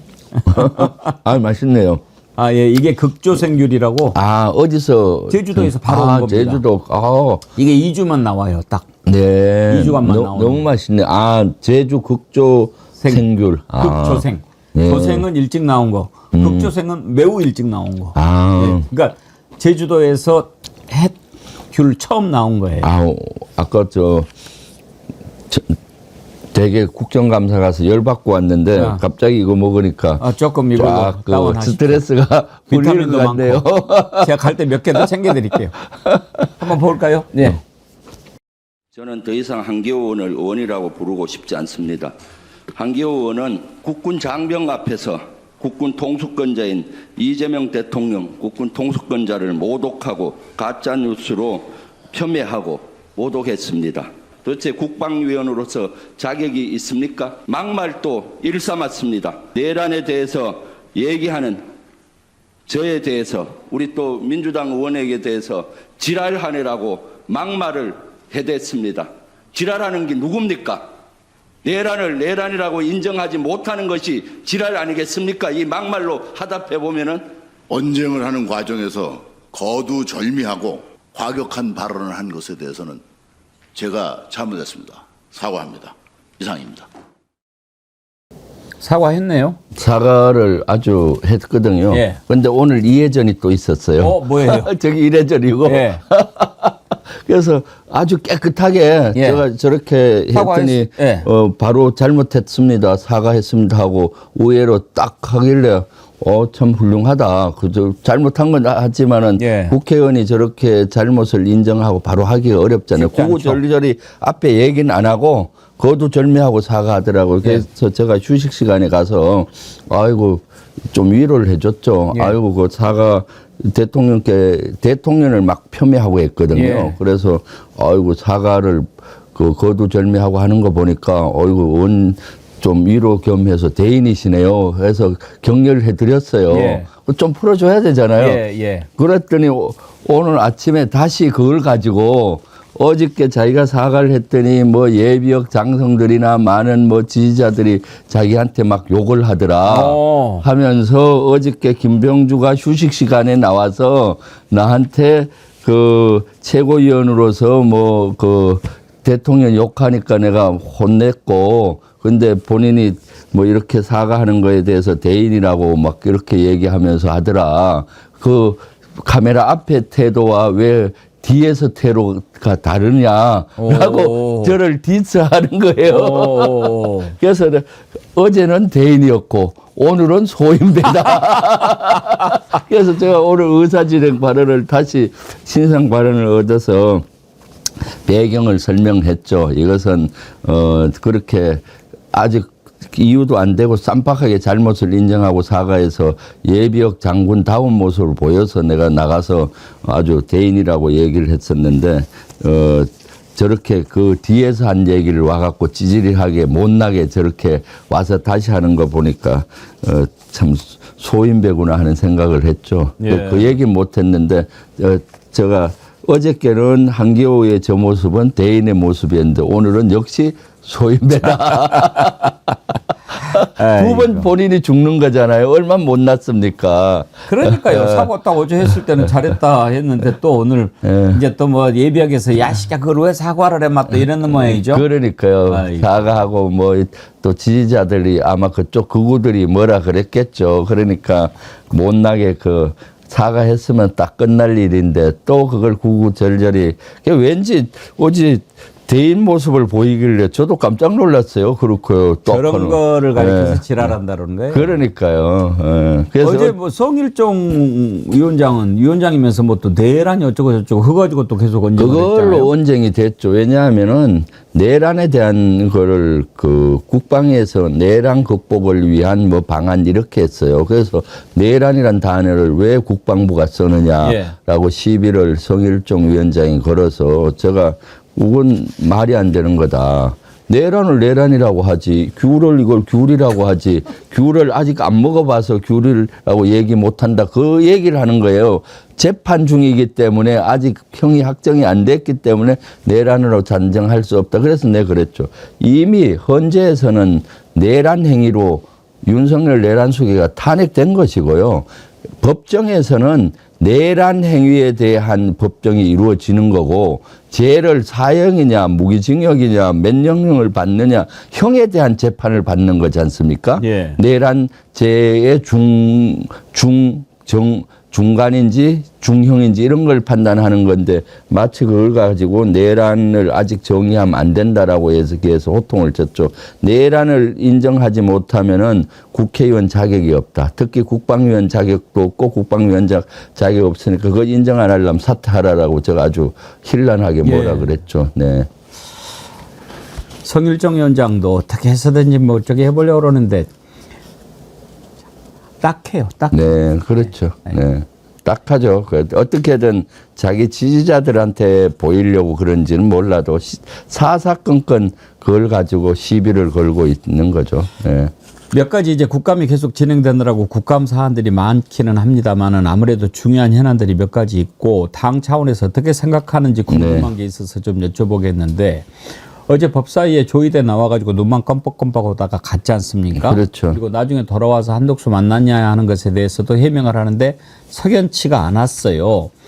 이런 걸 보면서 좀 더 강하게 나가야 되지 않느냐. 그리고 저런 식으로 하는 것을 계속 놔두면 직위원이 재판하는 거 정말 믿을 수 없는데 저 탄핵해야 된다라고 하는 여론이 아주 높아지고 있습니다. 그럼요. 혹시 어떻게 생각하십니까? 저는 그렇게 해야 된다고 봐요. 이미 조희대 대법원장은 사퇴해야 되고 한다고 보기 때문에 제가 그걸 계속 주장했고 지난번엔 대법원 앞에 가서 1인 시위까지 했잖아요. 예. 그래서 지금 본인이 사퇴를 안 하면은 탄핵으로 가야 된다고 보고 저는 개인적으로 있거든요. 그래서 내일 아마 법사위에서 현장 방문을 할 거로 보입니다. 예. 대법원에 찾아가서 여러 가지 그들을 확인할 예정이거든요. 그거 확인하고 발표하면은 더 탄핵에 대한 여론들이 많아질 거 아닙니까? 그런 여론을 보면서 당에서는 이제 판단할 예정이고요. 아직 당 공식 입장은 탄핵을 해야 된다라는 공식 입장은 당 입장은 아직 정리된 건 아니지만은 저는 개인적으로 그렇게 생각하고요. 탄핵 찬성하신다. 네, 그리고 아마 여론은 오늘부로 어제부터 확 바뀔 것 같아요. 어제 사실 한덕수 법정에서 CCTV가 공개됐잖아요. 그동안 한덕수라든가 뭐 이상민이라든가 전부 다 모로세 뭐 했는데 다 국민 사기극으로 판명이 됐지 않습니까? 진짜로 본인들의 말이 전부 거짓말이죠. 그 CCTV를 보고도 거짓말, 듣고도 거짓말 지금 하고 있지 않습니까? 그래서 이것은 내란이란 것은 조직적이고 체계적으로 곳곳에서 이루어졌구나 하는 여론이 지금 일고 있잖아요. 그렇기 때문에 대법원장도 저는 계속 제가 주장하는 거지만 내란에 자유롭지가 않다. 내란에 동조했다고 저는 보고 있기 때문에 어저께도 국방위에서 그걸 요구했었거든요. 그러니까 이 조희대 대법원장도 내란과도 무관하지가 않고 또 직위원 이런 재판관에 대한 조치라든가 이런 것도 실제 직무유기라고 보고 있고요. 조치를 안 했으니까. 제일 나쁜 것은 이 유력한 이재명 대통령 그 당시 후보 시절에 대선에 조직적으로 개입을 한 거 아니겠습니까? 그렇기 때문에 국민적 단죄를 해야 되고 조희대가 있어야 될 곳은 대법원이 아니라 윤석열 옆 바로 그렇습니다. 교도소에 있어야 되는 거죠. 그러니까 조희대를 탄핵함과 동시에 저는 민주당이 서둘러야 될 게 너무나 간단하지 않습니까? 조희대가 그렇게 서둘러서 대법원 파기한 것은 이재명 대통령이 되는 순간 자기들이 죽는다고 생각했기 때문 아니겠습니까? 네, 그럼요. 그래서 말도 안 되는 방법으로 한덕수를 대통령 후보로 만들려고 했는데 한덕수가 대통령 후보가 된들 이재명 대통령 후보하고 게임이 되겠습니까? 그러니까 이재명을 날려버리려고 한 거죠. 네, 그렇게 하면은 완전히 무투표 당선되듯이 돼가지고 윤석열 정권을 연장하려고 하는 기도였던 것이 분명한데 이걸 왜 그냥 놔두냐 이거예요. 그러니까 처음에 3대 특검만 가지고는 안 되고 이건 분명한 제2의 내란 시도기 때문에 조희대 한덕수의 윤석열 정권 연장 음모, 이 특검 그리고 이거는 사법부가 관련돼 있기 때문에 별도의 별도의 전담 재판부를 만드는 특검법을 빨리 만들어야 된다. 이렇게 지금 얘기가 나오고 있는 거거든요. 네, 그래서 오늘 아침에 우리 민주당 차원에서 로텐도홀에서 규탄대회를 했어요. 어제 한덕수 CCTV 공개되면서 한덕수 즉각 구속 수사하고 또 내란 척결에 대한 의지를 우리 다시 다졌거든요. 그래서 이런 것도 이제 일단 국정감사가 진행되니까 내일 대법원에 법무부가 현장 점검을 좀 지켜보면서 이런 걸 판단해야 된다고 봅니다.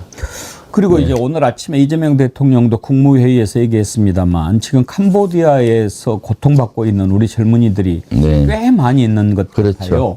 지난번에 사망한 사건 이후로 지금 전국 곳곳에서 우리 애들도 연락이 안 된다라고 하는 것들이 많이 온다고 하거든요. 일단은 뭐 대통령이 모든 총력을 기울여라라고 얘기를 했습니다만 이현주 최고위원 같은 경우에는 군사적 조치까지 필요하다라고 얘기를 하던데 군사적 조치를 할 수가 있습니까? 군사적 조치는 그쪽 캄보디아 정부하고 협조를 해야 된다고 봐요. 실제 우리 군사 요원들이 가서 작전하기는 어려울 것 같고 수사관들하고 일부 병력들 아마 국정원 또 불액 요원들 이런 요원들이 들어가서 우리가 지금 캄보디아에 입국한 젊은이들 다 파악 가능할 거 아닙니까? 입국 출입국 관리하면 그런 인원들을 다 확인을 해야 된다고 저는 봅니다. 어디선가 또 이와 같이 고통받는 젊은이가 있을 수가 있지 않습니까? 그래서 그것은 뭐 군사작전은 어려울 것 같고요. 다른 나라에 가서 군인이 들어가서 작전하기는 쉽지는 않아요. 사실은 물리적으로. 그런데 대비는 해놔야 되겠죠. 그런데 단계별로 지금은 경찰하고 뭐 국정원하고 이런 데 들어가서 비밀리에 이렇게 확인을 하고 최악의 경우는 그것까지 고려를 할 수 있는데 그런 것도 이제 캄보디아 군하고 또 협조가 잘 돼야 되겠죠. 네, 그렇지만은 국가가 있는 존재하는 이유는 우리 국민을 보호하는 것 그렇지 않겠습니까? 국민을 보호하기 위해서는 어떤 수단과 방법도 가려서는 안 된다라고 저는 생각합니다. 지금 거기 보면 웬치라고 이렇게 뭐 교도소 같이 생긴 곳에 이렇게 감금이 돼 있다고 하거든요. 그렇다고 하면은 그쪽에 갇혀 있는 젊은이들이 나와 탈출하기는 어려워도 그렇죠. 들어가서 빼내는 것은 오히려 웬치가 이렇게 딱 갖춰져 있으니까 역으로 더 빼내기는 쉬울 것 같다는 생각도 들거든요. 그렇죠. 그 어떻게 좀 바로 조치를 해야 되지 않겠습니까? 더군다나 지금 우리나라의 협중 시위하는 이 극우 단체들도 문제인데 이번에 그 숨진 청년 관련해 가지고 캄보디아 경찰이 잡은 3사람이 중국 사람이라고 그러거든요. 우리나라 젊은이들이 거기 가서 중국 사람 조직에서 고생하다가 살해까지 당한다. 이거는 한국, 캄보디아, 한국, 중국 간의 문제로도 지금 비화될 수 있는 거 아닙니까? 네, 그렇죠. 지금 뭐 사실은 대부분 보이스피싱이라든가 각종 악계 관계된 것이 한국 우리 교포들만의 문제가 아니라 다 연계되어 있는 것 같아요. 중국, 캄보디아 현지인들. 그래서 그런 것들을 또 일망타진을 해야 되기 때문에 사실 우리 정부가 지금 백방으로 노력하고 있고 캄보디아 정부와도 적극적으로 협조해서 최우선적으로 우리 국민을 지켜내야 되는 거죠. 네. 정말 이건 보통 문제가 아닌 것 같아요. 그 아주 뭐 어떻게 저는 이게 중국 사람이라서 더 그렇게 어떤 일말의 감정도 없이 사람을 죽을 때까지 고문한 게 아닌가 그런 생각도 드는데 지금도 그렇게 고통받는 사람이 한둘이 아니고 한인회 같은 경우에 일주일에 10건 정도 살려달라는 제보가 온다는 거 아닙니까? 이거는 보통 문제가 아닌 것 같은데 오늘 이제 이재명 대통령이 강력히 지시했으니까 뭔가 변화가 나오겠죠. 당 차원에서도 뭔가 좀 대책을 세워야 될 것 같습니다. 네, 알겠습니다. 그리고 이제 마약 수사 관련해 가지고 이재명 대통령이 백혜룡 경정을 임은정 검사장 그쪽으로 이렇게 파견을 지시를 했지 않습니까? 그렇죠. 이걸 두고도 대통령이 구체적인 사건에 이렇게 인사하는 거 이거 부적절하다라는 그런 지적도 있거든요. 어떻게 생각하십니까? 과연 우리 이재명 대통령답게 속 시원한 결정이라고 봅니다. 마약 범죄는 국가 존망과 관계된 범죄거든요. 다른 범죄하고 다릅니다. 마약이 일반화되면은 국가가 어떻게 되겠습니까? 존망과 관계되는 거고 아주 중대한 범죄이기 때문에 대통령으로서 당연히 이렇게 해야 되는 거죠. 그런데 지난 윤석열 정권 때는 겉으로는 마약과의 전쟁을 하겠다고 하면서 뒤로는 어떤 마약의 어떤 물주 역할을 한 것이 아니냐는 의혹을 국민적으로 가졌지 않습니까? 그런데 그때 수사도 지지부진했고요. 그렇기 때문에 지금 대통령께서 그런 문제점을 누구보다도 잘 아시기 때문에 지시를 구체적으로 한 겁니다. 사실 대통령께서 대표 시절에 이런 문제가 불거져 있었는데 저희하고도 많이 토의를 했었어요. 이거 진짜 발본색원해야 된다. 그래서 당에서도 철저한 수사를 엄청 요구를 했었습니다.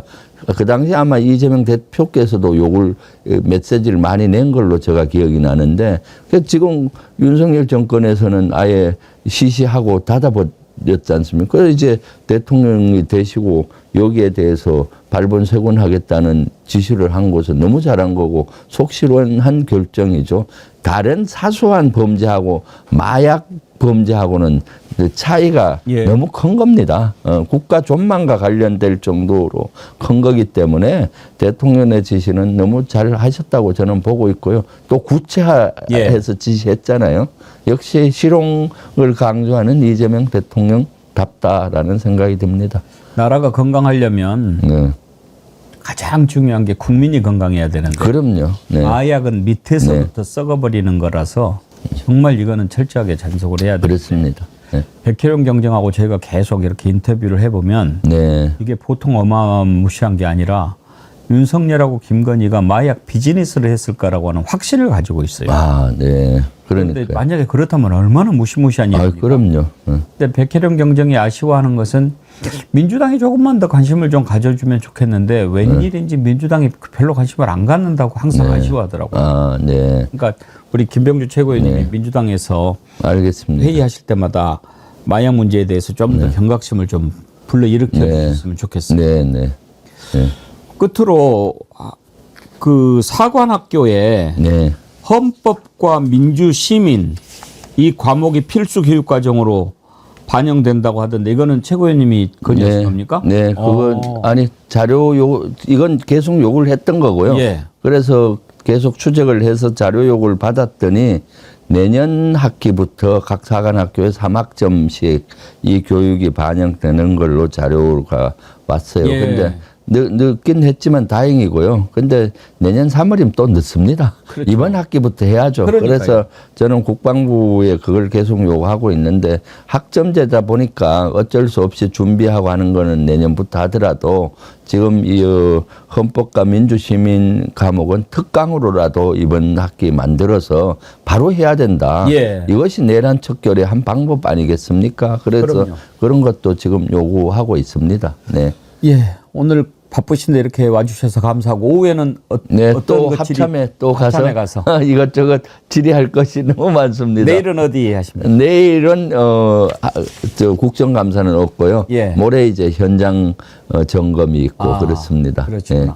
하여튼 이렇게 또 바쁘시고 힘드실 텐데 그 귤 있잖아요. 네네. 아이고. 아까 맛 어떠셨어요? 너무 맛있었어요. 아까 좀 제가 스트레스를 받고 왔는데 머리가 좀 맑아지는 느낌이 드네요. 비타민이 확 들어오는 느낌 들지 않으세요? 네네.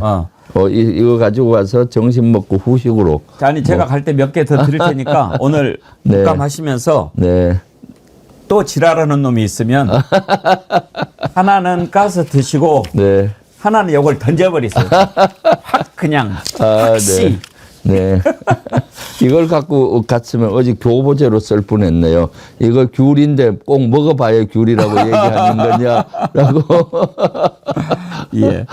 근데 정말 이 극조생 귤이라서 아주 더 싱싱하니까 맛있게 드시기 바랍니다. 자, 오늘 감사드리고 남은 국감도 잘 하시기 바랍니다. 고맙습니다. 감사합니다. 주불리의 손자병법 민주당의 김병주 최고위원님과 함께했습니다.